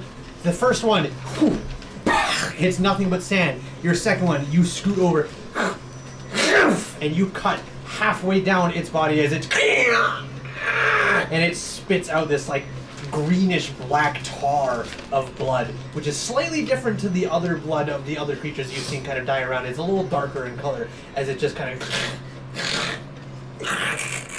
and then it flops into the sand and just sinks into the small hole that it made. It is lying there dead. Looks like a little butthole. Did you cut vertically or horizontally? Straight down. Vertically. Alright. Anything else in your turn? After that, he often hears from behind him, and just after that, just like and he starts going backwards. Okay. Guys, Otham got creepy! 1, 2, 3, and he'll move to like swing as he turns, which will be next turn. You got it. Alright. It is that creature's turn. As you are watching it very intently, it's watching you intently, you see its mouth just kind of and it jumps at you and tries to take a bite at you. Yeah, yeet! 12. Miss. Miss! It jumps at you with its bite and you sidestep it and slam it down with your shield just as its head hits into the sand. And it makes this weird noise, but for its antennas just kind of shimmer. And what weapon are you holding right now? Your spear, you said? Spear and shield. Excellent. As it I was right. As its antennas shimmer, it then just kind of lunges its head sideways, and its antenna strikes against your spear. I need you to make a dex saving throw. Oh my god, it's a fucking rust monster. Ooh. 21. 21. That is okay. You're stupid. Thank you. No, we're not bringing that shit back. I didn't even say I will it. have none of it. He pointed, he wanted it. As it tries to drag its antenna across the spear, you move your spear out of the way, and the antenna just kind of flickers past and does not reach home or do anything weird with it. That's it for its turn. Avalon, you're up. Vaughn, you're on Oh deck. my gosh. I'm getting a clear line on this guy, and I'm gonna firebolt Go for it. Which guy? the rust monster. Gotcha. That's what you think it is. That's what I'm assuming. Yes. 19. That'll hit. Ah, that's way better than my 2. 6 Six fire damage. Hell yeah. You rush over, boom, and hits into the tail, and the tail is gonna, and you hear a loud audible as it's something within its carapace just kind of cracks and pops out of the way. And you see it just kind of twist its head towards you, but it only looks at you for like the briefest moment, and then it shifts its head immediately back to you. Okay. This thing's freaky. As it looks at you, it then just kind of, you see one of its antennas before just like drip down and kind of shimmer down towards Otha before it, and it shifts over and it draws its attention to you. All right, that's it for your turn. Yeah, that was movement and action. You got it. Vaughn, you're up. Worms are on deck. Vaughn looks down with like a little bit of a double chin. The most crucial of details. And he just kind of lets out a little smile towards Edwin laying on the ground. Thanks. I know you're going a bit of an asphyxiation with the dead, but I didn't think you liked the dead that much. Edwin's like on the ground twitching. And he just kind of bends down and he just injects his fingers into his neck, and casts Cure Wounds. Hope you're ready for a colonoscopy. Oh god. In the middle of the desert. I want to make some flavor that Edwin's fingers kind of get not like red hot. You mean Vaughn's fingers? That's Edwin, sorry. Vaughn's fingers get like red hot as he's kind of just going in. Okay, excellent. You can wipe away the success. Yay. Oh. How much health? Success. Oh, I roll it right. Yeah. Gotta keep those D8. You heal for 16 health. Bam! Oh, cool. Good You're at full stuff. health. Which is my 9. Yay. Overkill. Overkill. Can I have some of that? Chain heal. No, you're still down. Still probably. Yeah, you're still prone, but you wake up and you are still prone on the ground, but you have an invigoration and some weird pain in the side of your neck. What was the little guy doing? Oh. Oh yeah, great question. My little guy is huddling in the corner in fear. What corner? What corner? In the far away from where everybody is. In the Okay. far away, got I it. would say like over here. Okay. In the Kinda far just away watching. that is not in combat. And let me 'cause we're not clarify, level 3. In the not thick really of it. afraid, kind of just watching. Gotcha. Okay. Alright, anything else, Vaughn? He is going to. He's just gonna as he's walking over here. 5, 10, 15. He's just gonna look back at you on the ground and be like, Wakey, wakey. Eggs and bakey. You have eggs. and I'm just gonna end my turn there. Okay. Worms. It's only one.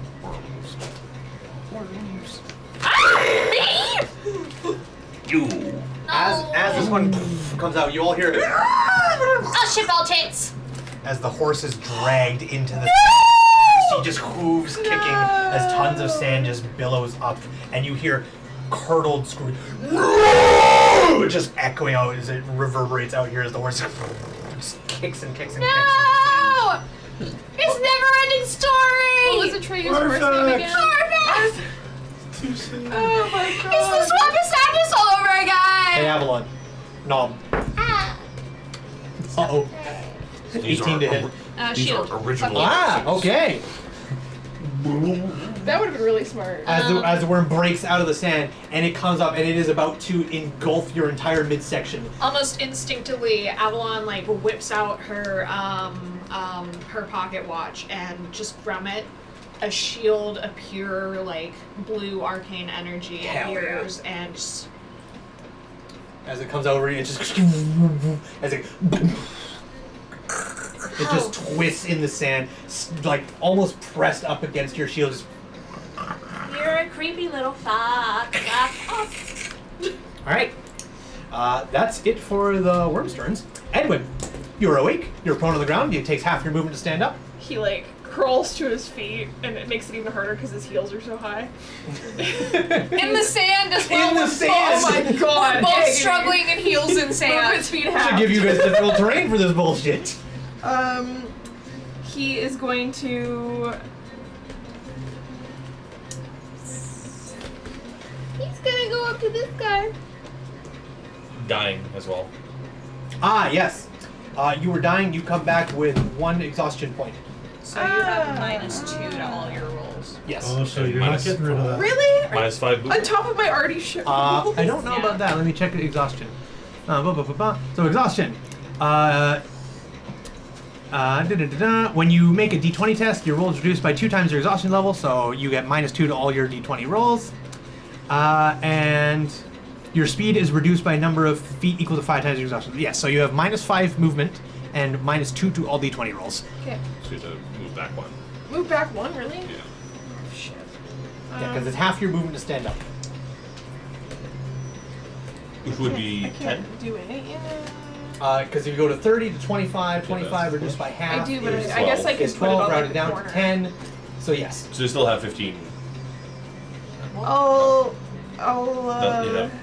You still have 15? You had 15. Yeah, Yeah. you would have 15 feet of movement when you stand up, so you could Yeah. do 3 squares. So you So would be I able to can't get. go up there. Okay. Yes. You can single target.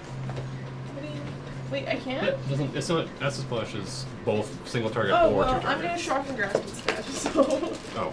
Okay. Sorry. Sorry, did the movement get fixed in a way? Yes. Oh, okay. Yeah. Half your movement to stand up is 10 feet. You have 15 feet left because of the -5. Okay, be nice to It's a me. little weird. Because 25 You divided have by a 2 is 12. Everything is rounded down, which is 10. So half your movement to stand up is 10. It's a little You have 15 weird. feet No, left I get over. it. So you have a +3 to this roll instead of your usual +5. With the -2? That That that's is with the my You would have Plus- +5 normally. Yeah, you'd have +5 math. normally. Now you only have +3. Wow.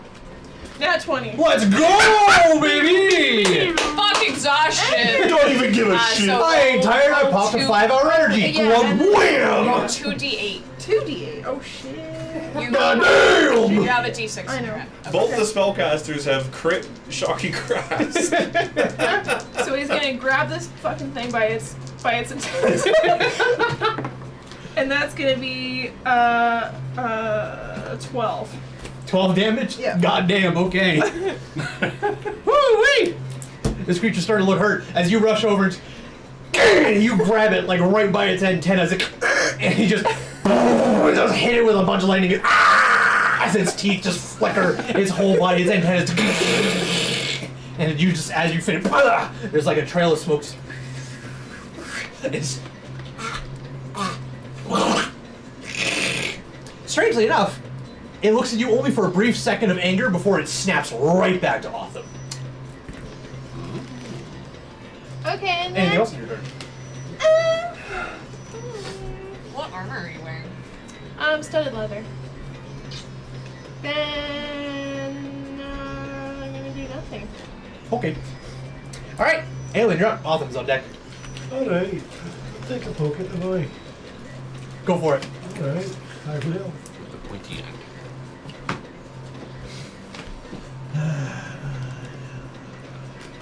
14 again. 14? Oh, sorry, hold on. 14 again. You didn't roll 14 before. Did I roll 14? No, you rolled. Okay, is that a hit? Is 14 a hit? Yeah. 14 just hits. Okay. There you go. I was going to use my inspiration. Forgot about that. Alright. I also am going to use Savage Attacker, because that's what I am. Okie dokie. So I'm going to roll 2 dice. I will go with the tree. Mm-hmm. So that is 6 points of piercing damage. Woo-wee! This is once again with the spear. Yes, it is. Okay. It is going to use a reaction, Reflective Antenna. So, when an attack roll hits this creature, it uses antenna. So as the spear comes down, its antenna, and it tries to wrap its antenna around the spear. Oh I need you. shit! Shocking Grasp changed its wording. I need you to make a dex save. Another one, eh? I was about to actually you and say that you couldn't reaction, but it's just opportunity attacks now. 12. 12? By the fraction. Just as the antenna wraps itself around the spear, and just as it's about to grab hold of it, you are just dip your spear down into the sand and move it out of the way, and the antenna just. And once again, do not grasp hold. All right. So it doesn't take damage? No, it took the damage, Okay. but in response, it was going to do something to your spear, but you were able to move the spear out. Yeah. All right. That's it for its reaction. Is that it for your turn? Yes. You got moving and bonus action. Yeah, I know. Okay. Autumn, you're up. That swing that was coming in before is coming in right now. Have at it. Longsword coming in. Over 20. Ooh, okay, that'll hit. I rolled a 17, so. God damn. Savage Attacker.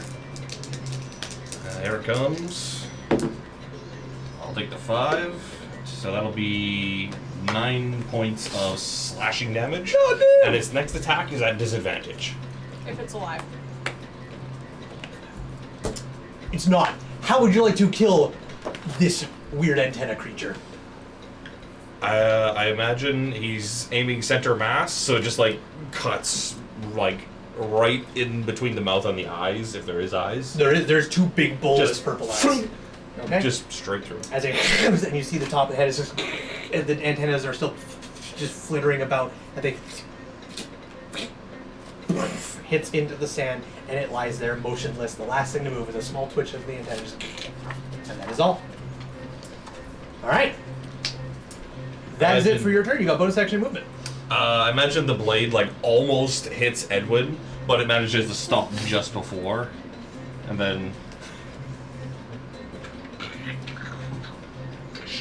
as he's gonna look and see this thing over here, and he's gonna start shambling his way that way. Okay. Get out of here, little dude. Though I will admit the model is super dope. It's dead now, though. 1, 2, 3, and I'll just be there. Okay. That's it for you. Yeah, that's it. All right. Avalon, you're up. Vaughn, you're on deck. The protection from the pocket watch. Tick, tick, tick. Done. Okay. Shield. Shocking Grasp.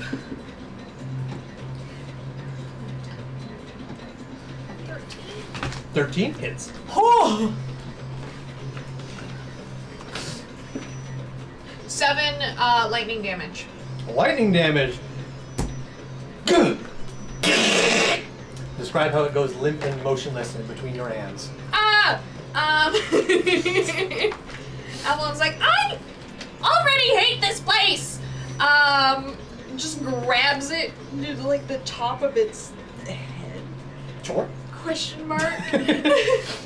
Top of the cylinder and just like digs her nails in, and like all of her rings like just like start glowing this like electric energy, and it just shocks and electrocutes, and she's like, oh golly, okay, I did it, I killed it, it's fine, everything's fine. Oh my god, the horse! You see its hoofs are still just kind of kicking around before it just kind of falls flat. And the sand is still kind of slowly swirling around, but is beginning to dissipate. And with that, we're out of combat. Is everyone alright? I'm hurt as shit. I run over to you. Let me handle that. What? Oh my. Hi. What are you at right now? 3. 3. I'm gonna cast Cure Wounds on you. How do you cast your what's your cast? Flavor. Flavor me. Oh, Clear. Flavor. I want you to describe casting Cure Wounds like you've casted it hundreds of times before, and you know it instinctively, yet you've never done this before in your life. Is it But if flavorfully, would it be wrong of me to pull out a needle? No. Okay. Before you even notice, I poke you in the arm with a mysterious substance. Don't know what that substance is, but it works. You can use my giant needle level. Yeah. Hold still. I heal you for 14. Cool, I have max 7. And this is canonically how Avalon gets addicted to heroin. You know. She's like, oh, that felt amazing. Sorry about that. Why'd you stab me? It feels better now, doesn't it? And then he kind of just like walks. What the fuck? Doesn't that feel good? I cast message to the guys on the cart. I'm like, are you okay? I didn't account for this.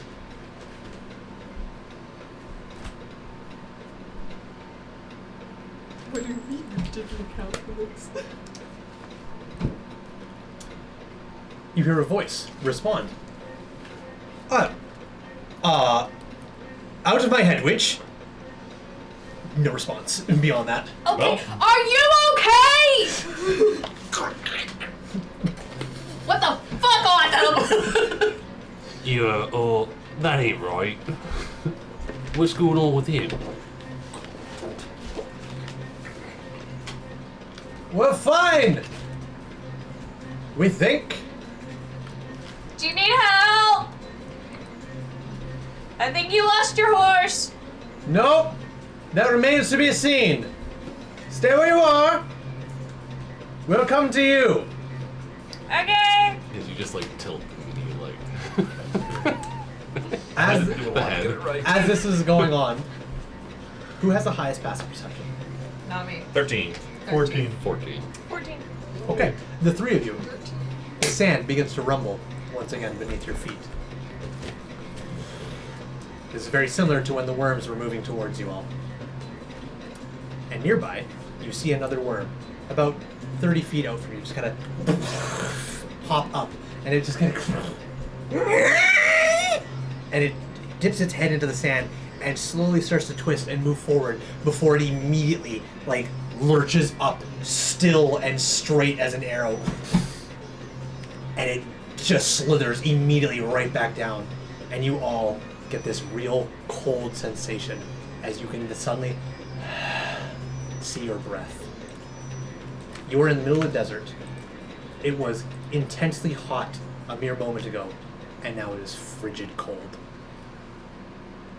What the fuck is happening? That ain't normal. We're in a desert. It's supposed I to be think it's warm. safe to say nothing here is normal. You hear a sharp inhale on the wind just kind of brisk by.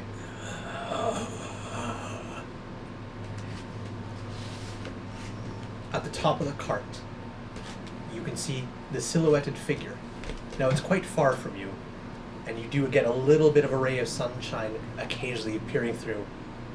You can't make out the distinct features of this silhouette, but you can see enough of it to see that its hand is up against its mouth like this, and it is standing motionless. Do I feel a need to inhale with this? Nope. I think we ought to stand still. You don't hear it, but you see what looks like imprints in the sand.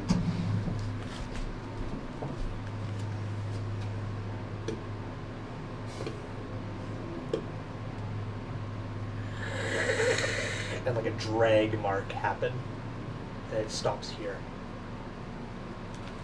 Footprints? Not even like footprints, just like small indentations. Like you were to take your fist and just kind of put it in the sand, just kind of. And is it like a slash? And it's like, and like you were to just keep your hand there and just drag it kind of willy-nilly behind you in the sand as it's kind of, and then from that direction you once again hear.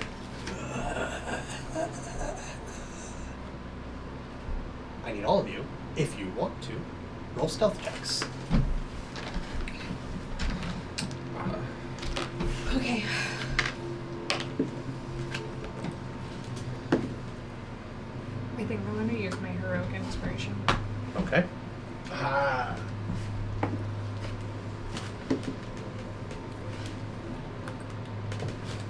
I don't think I have the whereabouts right now to do anything. Okay, that's fine. So I would just be standing there. Okay. Whether or not that's stealthy is an entirely different thing. 14. 21. Not 20. Cool. That went from a 10 to a 5. Confused. Wait, heroic inspiration. Do we use the higher of the two, or Nope. You keep the new the You new must roll? use the new Okay, roll. cool. My new roll was lower, Oof. so I went from a 10 to a 5. Okay.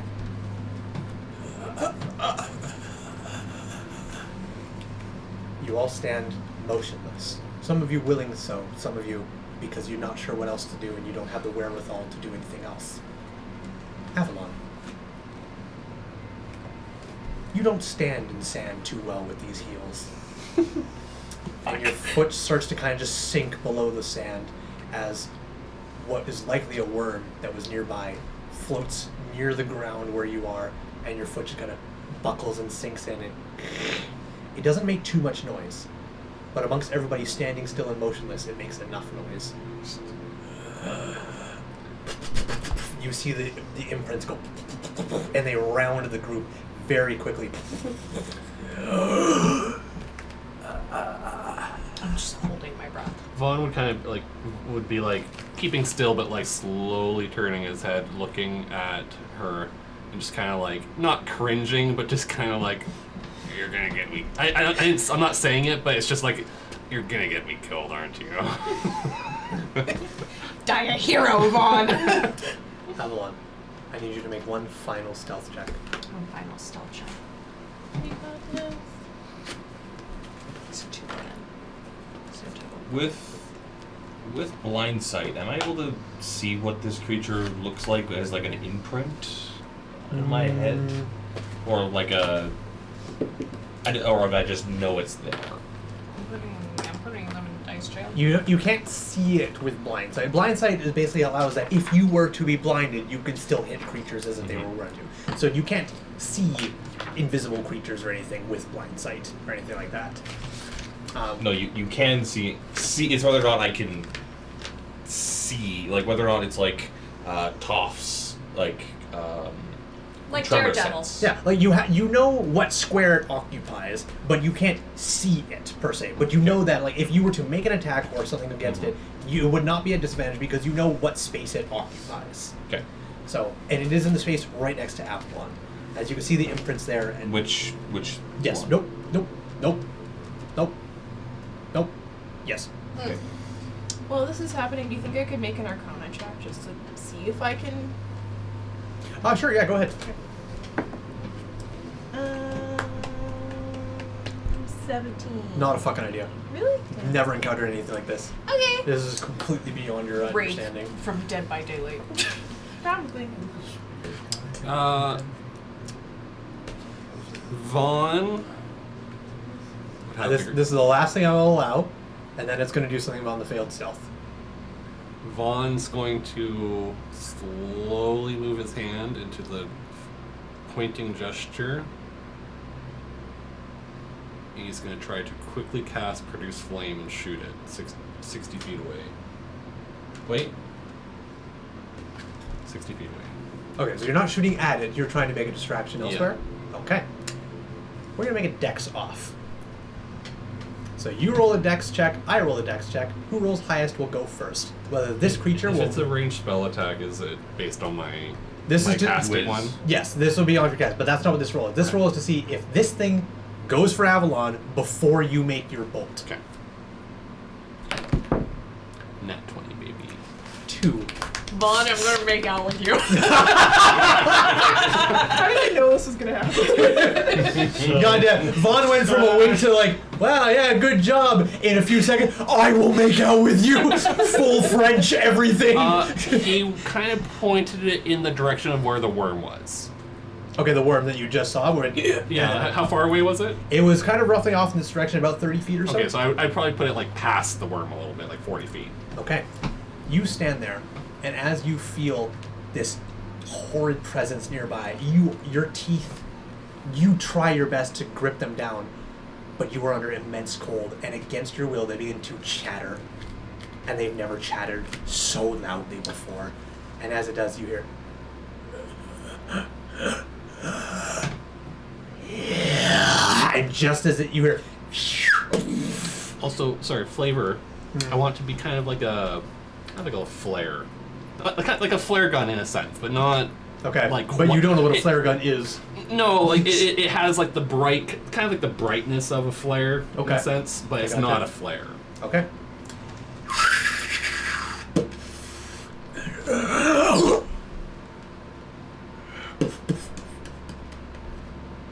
And it rushes away towards the sound of the flare. And he just kind of like looks over at, and he's just like winks. Avalon just adjusts her glasses. I pass message and I say thank you. The figure on the cart slowly puts its hand down. You all realize your breath is no longer cold. You can no longer visually see it out. And the sun very rapidly begins to cast its warmth across you all. Alright. You can approach, but slowly. I thought you were coming to us. I feel safer here than I do out there. Alright. Sorry, I might have missed her. So it went away? It's gone away. Okay, It sorry. ran after your firebolt. You no longer see the Okay. coldness of your breath. And this figure on the cart seems to... It's yelling out loudly, so it seems to think everything else is okay now. What the hell was that? Fuck if I know. I couldn't even see it. That was Invisibility. terrifying. Invisibility is. Also, what the fuck is that thing right there? That's all. Oh, let me check. That's Oh, on. hi there. No, I will check on him too. He seems- Sir, are you okay? He doesn't look okay. Hypothesis. He doesn't look okay. Can I do a medicine check? I don't know, DM. Go for it. I'm not resisting. You know what? I think I would like to roll against that. A goal against the medicine check? Against the medicine check, because I don't know what she's doing, but I'm not letting anybody touch her. Nice. Because I just rolled a dirty 20. Okay. So before we do anything, you explain what you are attempting to do, I and then you want- can accurately attempt to stop it. Medically, I wanted to see why, or not why, but what's happened to you. Okay, so you touch him? I don't touch you. I kind of just like look you over, like, oh, yes. Indubitably. I can see the exact way. It's like very like up and down, like every which angle. Yeah, I'm not like looking at, like I'm about to touch you in some places, but I'm like not. I'm kind of like keeping my distance. I love it. It's so good. He doesn't seem hostile towards us. I'm walking towards the cart. Okay. And he's holding the sword currently opposite way, but is still just in the dirt, and he's just kind of sitting there. If she's not touching him, then I just kind of hover, sorry. But if she attempts to touch him, then something will happen. Okay. And you are walking away from the group, yes? Okay. Watch out for those things out there. Thanks, Vaughn. Vaughn's watching. He's curious about what's going on with this effect. I'm gonna go talk to locals. Alright. We will cut over to you. As you approach the cart, you see this individual, and they get off the cart, and as you get closer and closer, you can now see their features. They are wearing ragged cloth. It's very sand-swept and sunburnt, or not sunburnt, but like degraded in lots of sun. At once upon a time, he was likely wearing very nice, well, I wouldn't say very nice, but decent armor, but it looks rusted away in lots of places, just kind of at random. And but underneath all that, you see this kind of a yellowish white skin, long blondish hair, and it comes sloping down to about maybe midsection of his back as he hops down, and you can see the points of his ears, or sorry, not points, but the rounded off parts of his ears. He looks human, and he jumps down. He's maybe no older than probably mid to late 20s, definitely not mid to his 30s yet. he just kind of hops down. He just goes, well, pleasant surprise to meet somebody else out here. Hi. Hello. My name is Avalon. Nice to meet you, Avalon. I'm Velos. Velos? Velos Dawnbird. How do you spell Velos? V-E-L-O-S. Dawnbird? Velos Dawnbird. Avalon Greydream. It is nice to meet you. I assume you have many questions, as I do. Very much so, and I Pull out a notebook and Oh, I am not about to give you my life story. I simply... My apologies. I'm a researcher. This is my job. Yes, that's what worries me. We were making sure we weren't followed out here, yet you and your traveling companion suddenly appeared without warning out of thin air. From a portal. All the more reasons I'm quite hesitant to speak with you at the moment. And you hear a kind of behind the cart. And it's like, I don't know yet. Keep your distance. What did it sound like? Like just a, just like that. You can see a bit of rustling behind the cart. If you don't mind, I'm not ready to divulge a whole lot of information to people who have appeared out of thin air. Tell me, where are you from?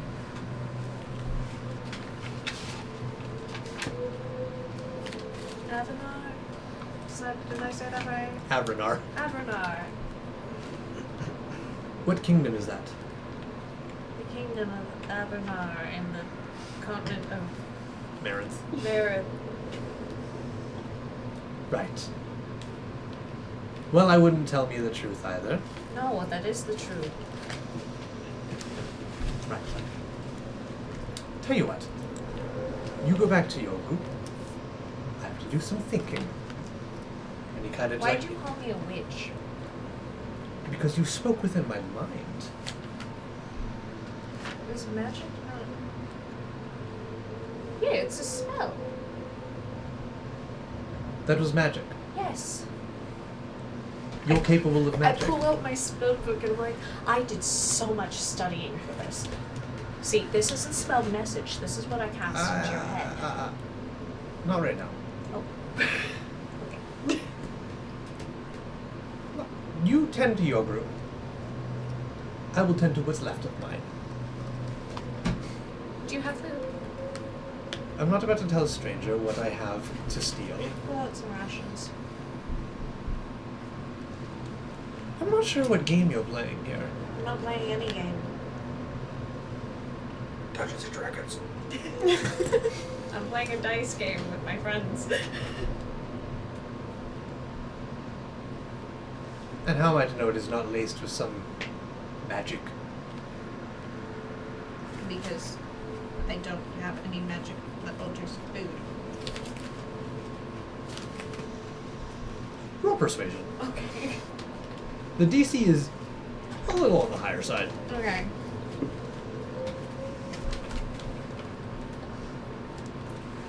Guess DC's not 10. The DC is not 10. Okay. Listen, I'm at quite weird odds right now.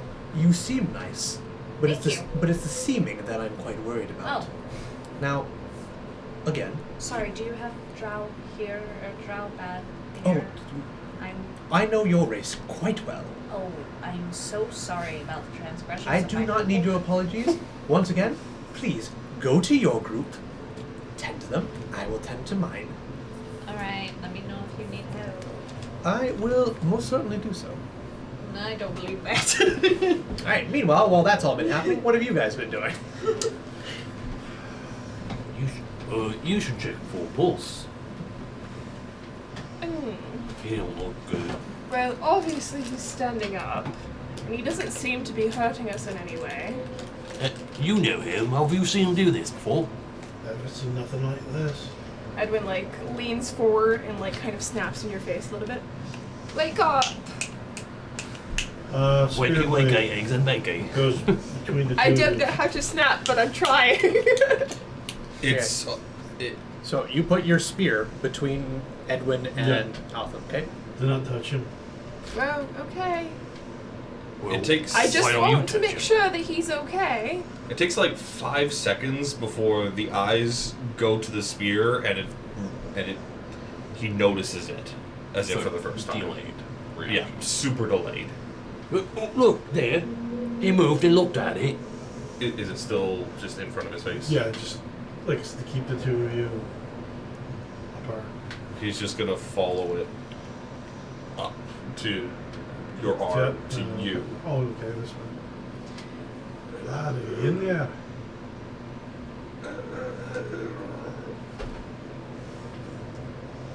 Right.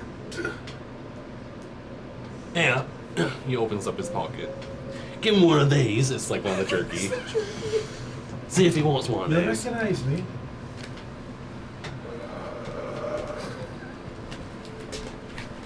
And the breaths are almost like an afterthought, like Yeah. something that doesn't need to breathe, realizing maybe it should. I kind of look over to you and I'm like, this is something that I know a little bit about and I can help, and I solemnly swear that I will not hurt him, but I need to check for a pulse. If you hurt him, I'm going to hurt you. Very well then. Very badly.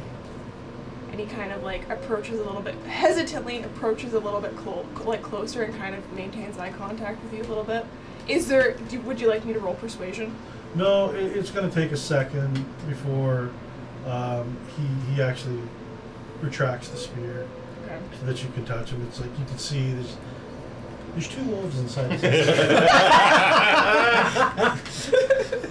it- help it- my No, no, friend. no, no, no. There's 2 lions inside him. One is red and one is redder. Okay.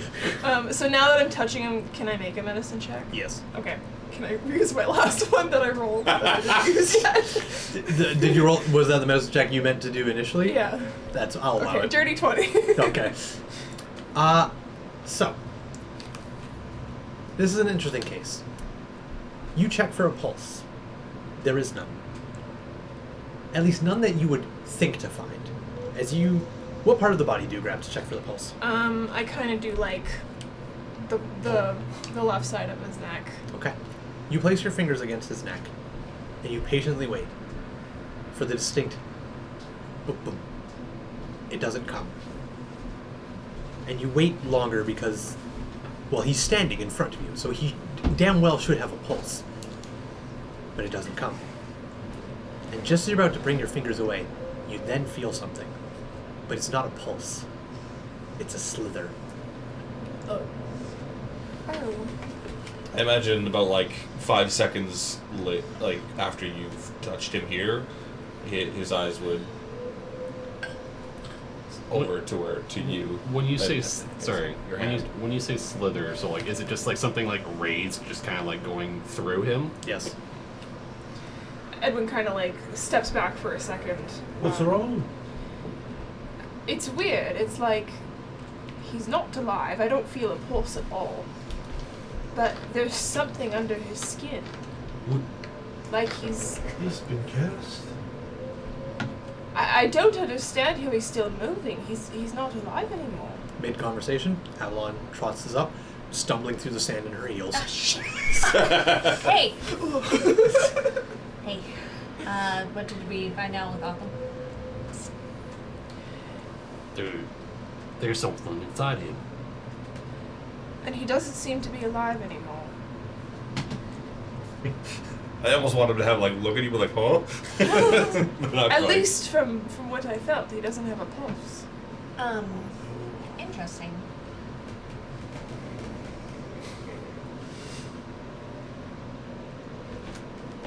Okay, creepy.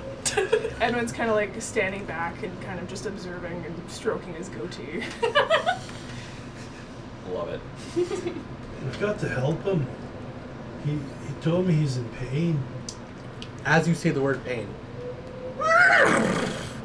the horse by the cart gets up slowly. Is the horse's name Pain? No, Pain and panic. but the horse is in pain as it kind of like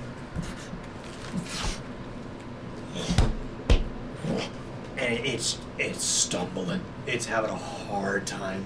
Velos, your horse is okay. There's no response. Ish. That guy over there is Velos. He doesn't trust me.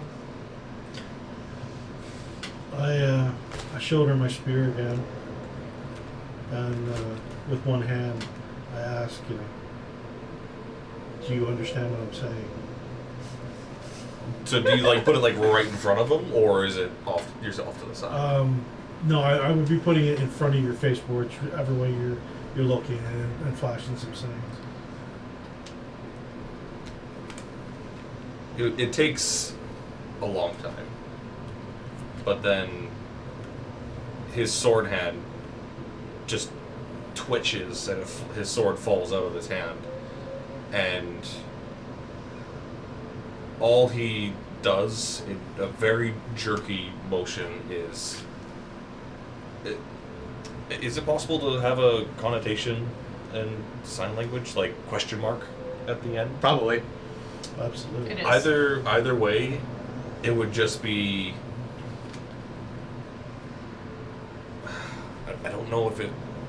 I'm just gonna go with help question mark, and then it's just gonna fall back down. Lad, I'm trying to get you some help. I don't know what to do. He kneels down and picks up the sword and slides it into the scabbard. You originally had your helmet off, right? It was thrown off when he got dragged through. Like you weren't holding it under your arm. When you that was way back. That was when I met you guys for the first time, and I had it on confused. when we were going there. Okay.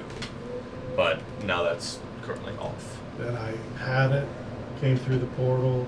I would think I probably dropped it because I can't fight with a helmet in my hand. Yep. I think I would take this opportunity to walk back over and pick the helmet up. Okay. It is sand swept, half in the sand. You pick it up, and it just pours sand out from the inside. Aye, lad, I found you. Oh, hey, I've an idea.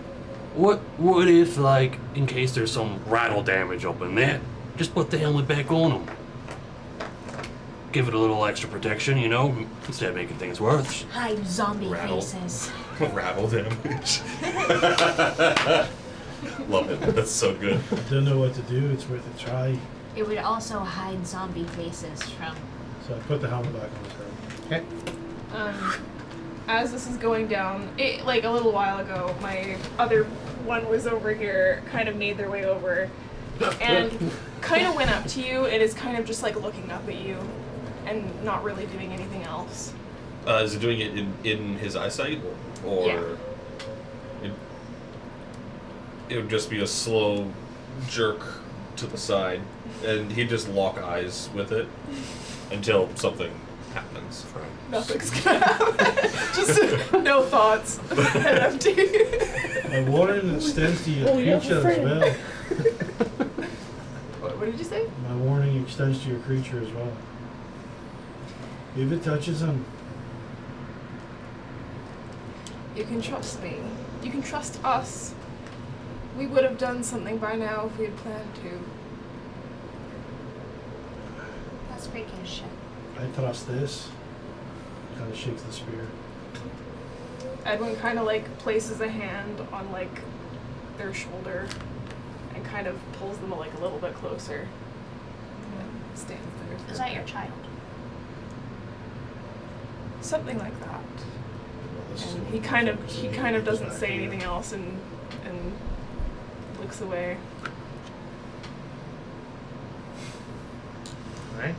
As this is all going on, you can see that the wagon is being attached back to the horse. You can see Velos, who you met earlier, is on the side with his back turned to you guys. And on the other side, you can see a hulking individual. This huge creature. Looks humanoid, but it is much bigger in both just tallness and wideness compared to Velos. Hard to see its details of the other side of its horse, but what you can see, its face is much bigger and much more narrow-ed, or narrow-ed's not a word, but more narrow-like, and it does have horns coming out from the top that just kind of wave backwards.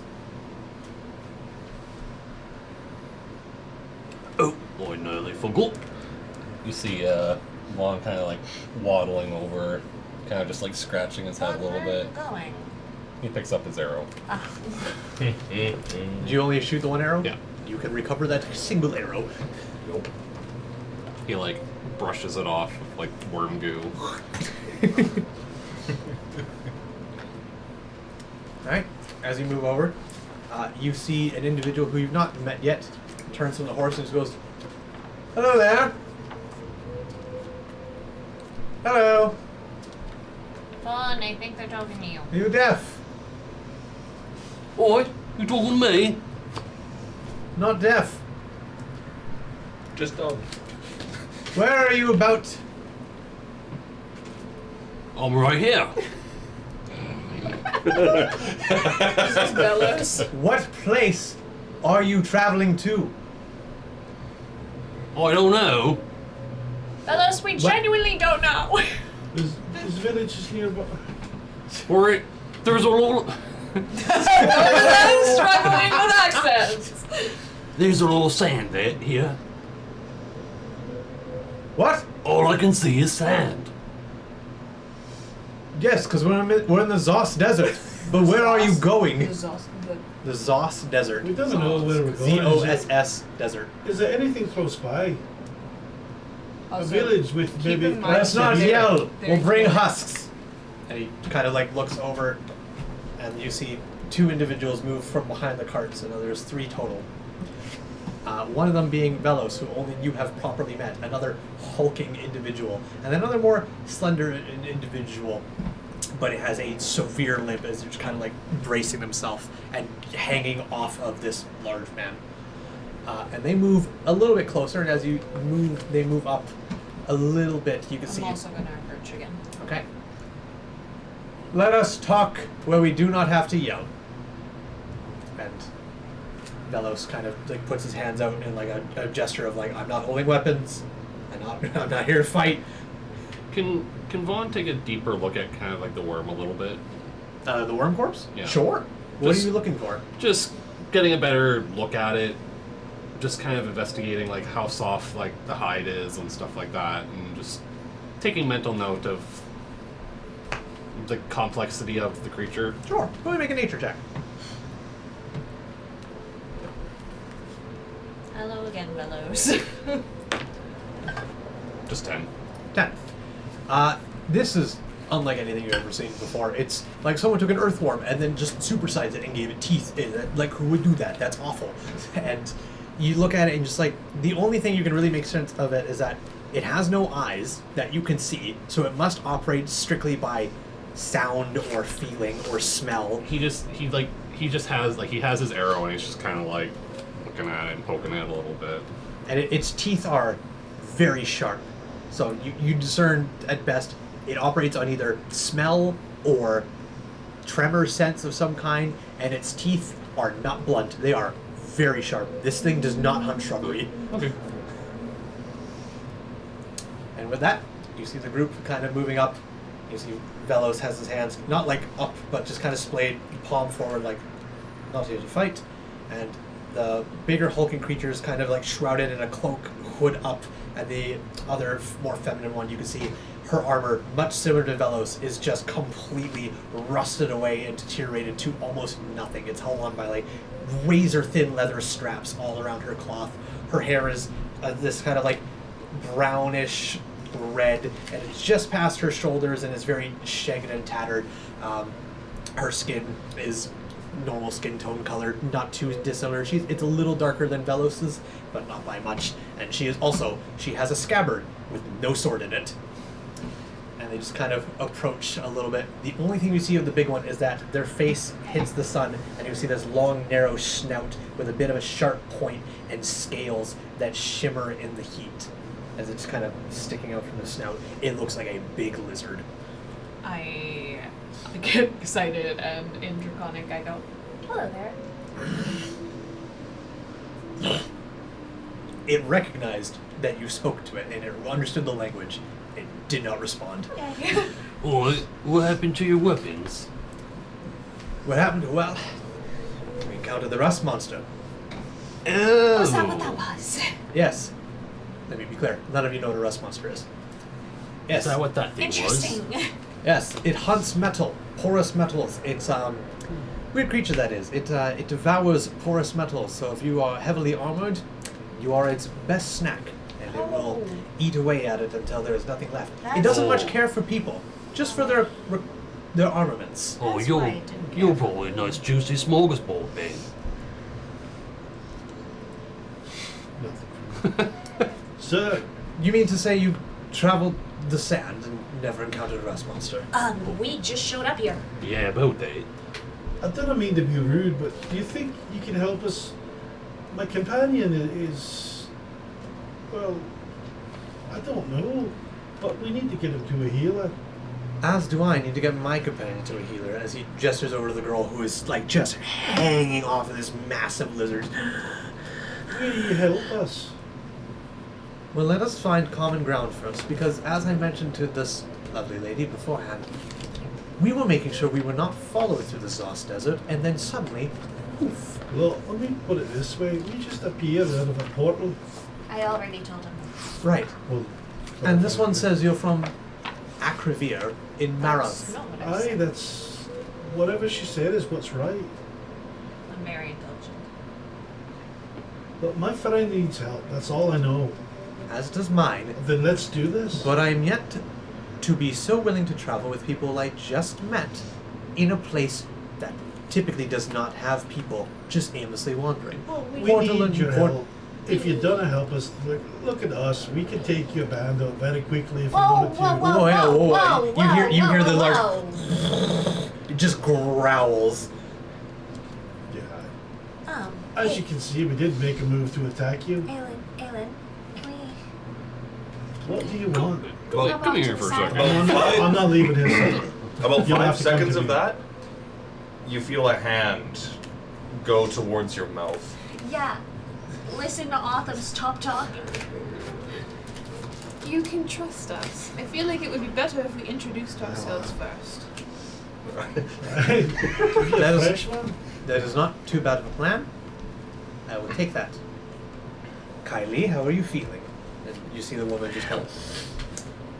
I can wait to find out if we're traveling with sellswords or people on the run or something else. I'll hold. Very well. Please forgive me. I'll tell you what I'll do. I'll surrender my weapons. We need to get some help. We just need to tell them our names. Right now. No, I'll take your weapons. As you can see, and he shows his empty scabbard, I've simply lost mine. Oh, do you want my daggers? I'll be It's, one. well, wait, you I don't- see the large lizard foot. They're scabbard. They're sheathed. They're sheathed. I'll be wanting them back, but it's just so that I can show you that I mean you no harm. I'm very concerned with my friend. I'm genuinely shit with these. I also pull out my dagger, my shield. You I guys didn't did have to use surrender any this. weapons. I said I would. I'm genuinely shit with these. Yes. Did anyone seem to notice when I signed to him? If they noticed, they didn't make a big deal of noticing it. So, who's... Sorry, how many of them look injured? Only one of them looks injured. Severely injured. Yes. It's hard to see if the large lizard creature is injured. It's got a big cloak kind of wrapped Yeah. around her. You can just see its snout coming out of the cloak, so you can't really see much. The female, her armor is completely almost rusted away Yeah, to because nothing, of the monster. and she has no weapons, and she looks like shit. She is covered in scars and bite marks. Yeah. Velos doesn't look injured, but his armor and weapons is also of a similar just disrepair and nothingness. But physically, he looks fine. Does she look like on the brink of death? Oh yeah, she's in single-digit hit points. She doesn't look good. Okay. And also the horse. Oh, the horse looks like shit. The horse is... It has a lot of lacerations. Alright, well, this is a good start. Just place your daggers in the sand for now. I don't want to take them, but I feel more comfortable knowing they are out of reach. So, I am Velos Dawnbird of the Dawnbird Mercenaries. This here is Kylie. And this here And he kind of looks at it, and you see the lizard just slowly turn his head, and his eyes just narrow right down. We'll wait on that one. You are? Yes, thank you. My name is Edwin. Edwin Milcom. Fawn kind of was listening, but kind of more paying attention to the horse and looking at him. And he's looking at the horse and kind of like squinting at the horse. Vaughn. Vaughn Wild. I already gave my name, I'm Avalon. I'm Aelin. This is my friend, Ethan. Autumn. I know, but accent. Sorry. Oh yeah, that's how you're gonna hide behind that. Sunglasses. And Velos looks like he's about to say something before Kylie just, "Does your friend speak for himself?" Unfortunately, not. Kylie? Just asking. I'm injured, I speak for myself. What's his deal? We don't know. We were pulled through. He was pulled through a portal by some tentacle of some sort. You keep mentioning no portal. I haven't seen shit. Perhaps it's because it's a one-way portal. You ever think of that? No. We don't look like we're from around here, do we? Well, you're not dressed for desert travel, that's for sure. So what does that tell you? If we're out in the middle of a desert, It tells me that you're here to draw us in. Well, into what? don't know. But you're not dressed for the desert, and now we're here wasting time talking to you, and you want to travel with us? It smells fishy. You see the large lizard just kind of like pull her in quite tight, taking all of her weight on him. He's, Alright, does your lizard speak? Does he understand? oh, he speaks. He speaks very well. Listen, I see the way you treat her, and you want to protect her. Well, that's the way I am with my friend. I want to protect him.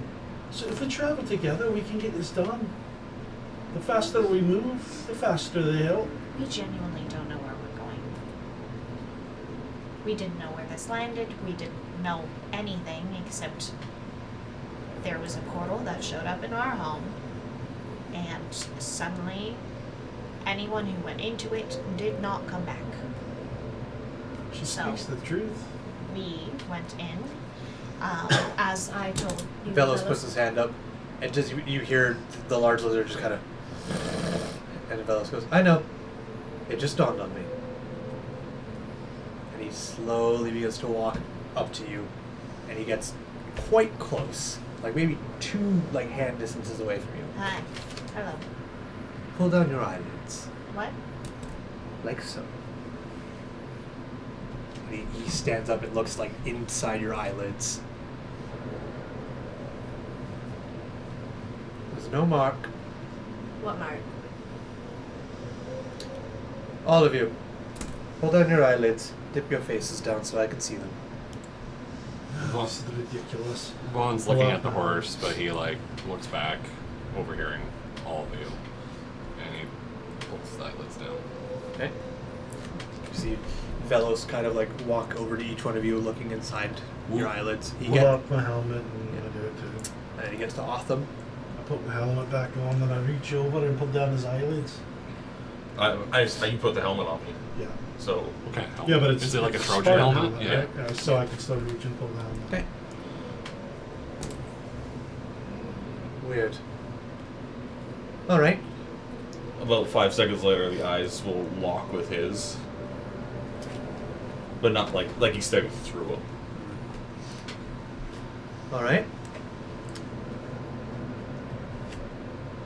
Let's walk and talk. You see the large lizard creature. He goes, "I know his radar. Let's walk and talk. We are on our way to Blue Ridge. It's a small town across a bridgeway nearby. What's the name? Blue Ridge. Blue Ridge. Alright. We're glad you're going to allow us to come with you. Only for the next little bit. You have information. You also clearly need information from us. let us swap stories. Maybe we can find common ground. I'll tell you anything we want to know. All right. Let me rephrase that. Anything we know. I know one. Is there anything like, obviously Vaughn has seen horses.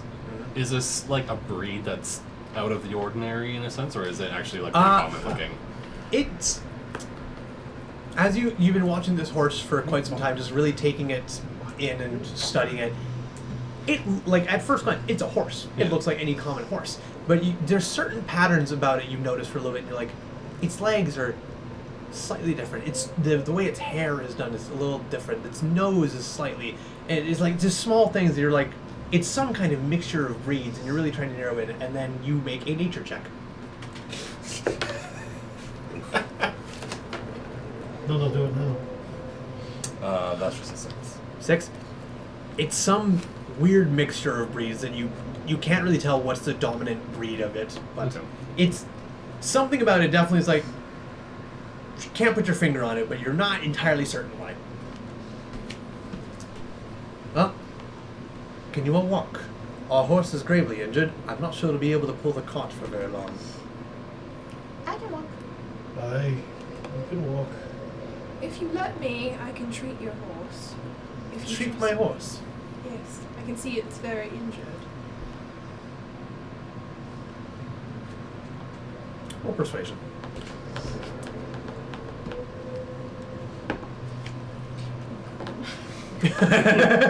Heroic. Come on, Do you have her? Have heroic Heroic? inspiration. You can reroll. Keep in mind, now that we're in campaign. Oh wait, no, you're human. This doesn't matter. This only matters to you. Now that we're in a campaign, you don't get heroic inspiration after every long rest. The rest of you do. That's Oh, so- 11. Oh, that's right. You don't either. But I'm gonna reroll it. I thought it was every session, isn't it? I don't think so. Suckered me. We'll double check. We'll find out for next week. But Using my Did my inspiration. own person. heroic inspiration. It was Alright. 11, yeah. Okay, No, so you okay, must you use this get new ass. roll. That looks like it's even So, worse. I 5. Hell yeah! Let's go. Velos looks at you for a brief moment. He goes, "Sure." And as he's saying "sure," the creature known as Rodar just goes, "I've had a sudden change of mind. Okay. is this in regards to? Treating a horse." Can I quickly, I guess not like retcon it, but can I quickly guidance her by saying, I saw him heal pretty well. Seems pretty trustworthy. She was almost dead, and then I just saw her get instantly good again. Truly was. It was a little weird, but I will let you make your own roll since she's already re-rolled this. I'm not gonna let her roll 3 oh, times okay, for no, it. you're good. So So it's just guidance. It was just adding a Extra D4. Sure, you can add a D4, but this will be added to your Oh, the heroic second inspiration that you just made. Oh. So I'm at a 4 right now. Or I guess 5. Oh, you rolled a 5. Yeah. Okay, no. I don't think a 9 is gonna do it. and Velos just goes, "That's kind and all. Zradar is quite attached to this horse. We'll let him make the final decisions on that. Well, shall we?" we shall. Let us away. And he points to all of your daggers in the sand. You can have them, I don't want them. I told you I didn't. I will not look a gift horse in the mouth, and he will reach down and he will take your 2 daggers and he will pick yours up and say, "Would you like yours back?" Yes, please. Why did you have them if you don't want them? My friend gave them to me. for So protection. they were a gift, and you're tossing your gift away. He also gave me this, and I hold up my pocket watch. This is more useful to me than daggers. So you're re-gifting it, eh? Ah, I And see. regifting it. Enjoy the daggers. They're All this hundreds of banter years must- old. It's just useless. Let's move. We are moving! We need to get help. Yes. As you're saying that, Otham will lock eyes with you, and slowly sign, "Why hunger?"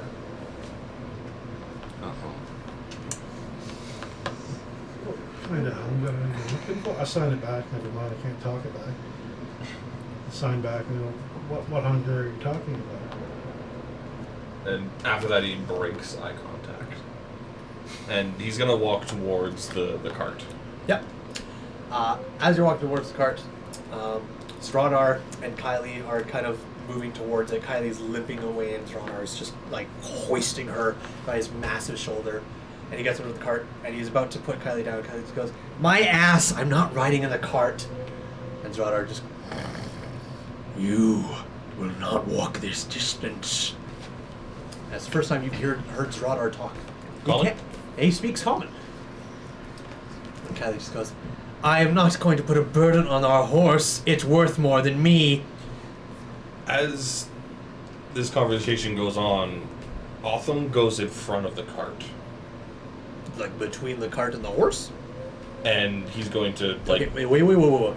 If you are passing Stradar and Kylie towards the horse, Stradar is going to stop that. He's going to be trying to go towards the front to Okay. pull it. Okay, but Stradar doesn't know Yeah. that.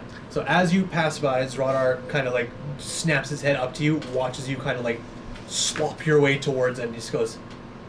And he doesn't chuck Kylie, but he just, like, gently sits her ass down on the cart, and goes, "Ah!" And Stradar just... And he gets over and he puts his hand on your shoulder. I didn't think so. Your friend will not touch my And horse. you'll not touch my friend. Can I try and dodge the hand out of... Sure, make a dex check. Okay. Fast zombie. Like, I'm not gonna... Oh, that's a net one. No. I don't even register, I just try to keep walking. So, Stradar puts his hand on your shoulder, you trying to keep walking, and he doesn't like grip in, but he puts his weight into it and just kind of like slows, and he's like, Tell your friend not to touch my horse. Keep your hand off my friend. "Do you So- keep just pushing against it?" So, like, after, like, a couple of seconds, he'll stop and just, like, look up My friend's and not look well. and look over to you and just go and sign something he's been saying this entire time. Help? Question mark. So, and then, sorry, before you sign back, you said, "My friend's not well." That's right. And Stradar just goes, I can tell. and he lifts his hand up in a big, just like, He does not touch my horse. I will not allow him to touch your horse. Keeps You have my moving. word. okay. You keep moving, and Zradar's eyes are fixed upon you. I try to keep pace with him, and I'm staring at Rada. Is the horse like well? Like I know it's like pretty beat up in general, but like, is there any signs of like proper like care or grooming on the horse? Proper what? Care or grooming? Maintenance. Yeah, like it looks. Because like yeah, there's. It's not a royal horse by any means, No. but it looks well tamed. Like its hair is not long and Yeah, matted. it's been It's brushed. it's brushed. It's been trimmed. It has these weird looking hoofs, horseshoes Yeah. that are quite like flat footed. Better Like for sand. they're meant to tread through the sand easier. So like someone has taken precautions with this horse. Okay. So how is this cart situated? Is it something like this? Yes, Like, it- it's literally just that? it's literally just that attached to the reins on the side of the horse. The horse does not have a saddle. It just has reins for pulling this cart.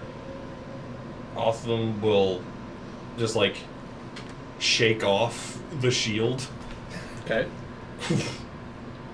and just go to each side, grab it.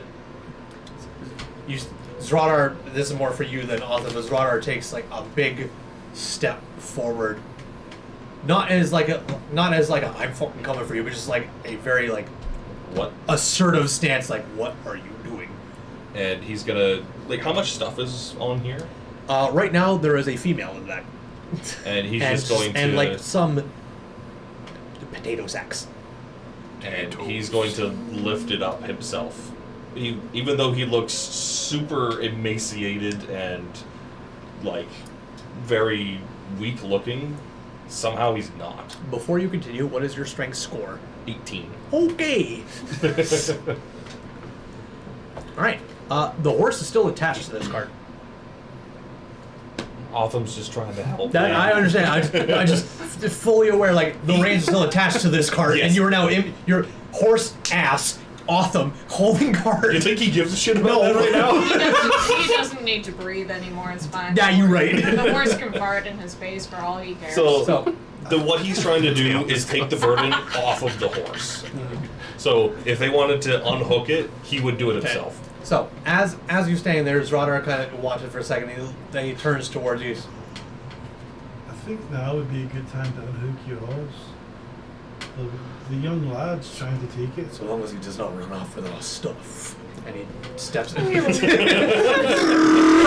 Let's go for a ride, Kylie. I pick up the shield Okay. and hook it onto his back, where it would normally be. Zradar goes What over. would I ever do without you? Oh, clearly, I'm babysitting. This wagon's gonna turn into a rickshaw. Then, Aelin would go over and try to grab one of the sides to help.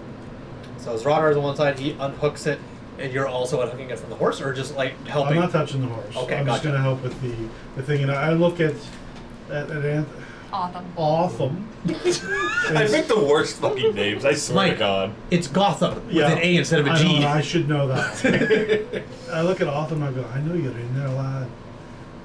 This is a selfish act you're doing, but I will not let you all do it by yourself. The one hand'll unhook, and he'll just go and take just the one side. I grab the other side, a 17 Okay. strength when we roll for it. Nope, you're gold. I have 6 strength. Can I help? Hell yeah. you're that person when people are moving a bunch of stuff and you kind of grab the middle and you're like, yeah. And then like halfway through the move, you like slowly take your hands off to see if anybody notices, and then you just kind of walk beside them. Hey, Matt! All right, go ahead. So who takes the horse? So Zradar unhooks it from the wagon, grabs the horse's reins, and kind of moves it about. He moves over to the back of the wagon, and he passes you. He says, I hope you don't mind. I appreciate it. But I'm gonna put her on the horse. and he moves to the back of the wagon The where Kylie is sitting. I'm just going to put her on the horse? Yeah. Okay, well, that's up to them. He's, again, not comfortable having one of his companions being carried by you guys. And so he just goes to the back and he just goes, up. And Kylie's, happens if I say no. And as she finishes nose running, just grabs her. She goes, and she's like, fuck! Fucking choke my hair. As Kylie just goes, whoop, just like poof, over the horse. And Zradar just goes, that. And he just starts walking on the reins. And Velos goes, well, What color is he? Zradar? Yeah. Red. Ooh. The plot thickens. As they begin walking forward, and Velos goes, so now everyone is slowly moving, not at a super fast speed, but moving. Velos goes, well, it'll take about a day, the rest of the day to make it to the, Blue Ridge. not Blue Ridge, Oh. the bridge, The Blue Bridge? the southern crossing. By the end of the day, we'll hit the southern crossing. We can probably make night at the fort there, cross the bridge in the morning, or we can make it across the crossing at night. Up to you. Myself, I would take the rest. I think we all need it. The fort's safe. If that's of any comfort. Thank you. Maybe, if we're all on our best behavior, Zradar will make us a meal. Is he a good cook? He is the best cook. He'll never admit it, but my good friend makes wonderful meals over open fires. Would you not say so? And Zradar just, I'm known for my cooking. that you are, Shaza. Shaza. Now, let us continue. Did you mean to call him Shaza? Hmm? Did you mean to His call first him name is Shaza, and Zradar just, Shazavur is Radar. But you may call me Shaza. and with I had a that, feeling. with that, you all begin traveling with the Dawnbird mercenaries, or what's left of them, towards the southern crossing in a strange land with strange enemies and strange people. And we'll find out what happens next week. And that's it for episode 1 of Coins, Cards, and Crowns. Thank you all for coming, and we'll see you Sunday. Is my boy Shaza? Bye bye, everybody. Bye.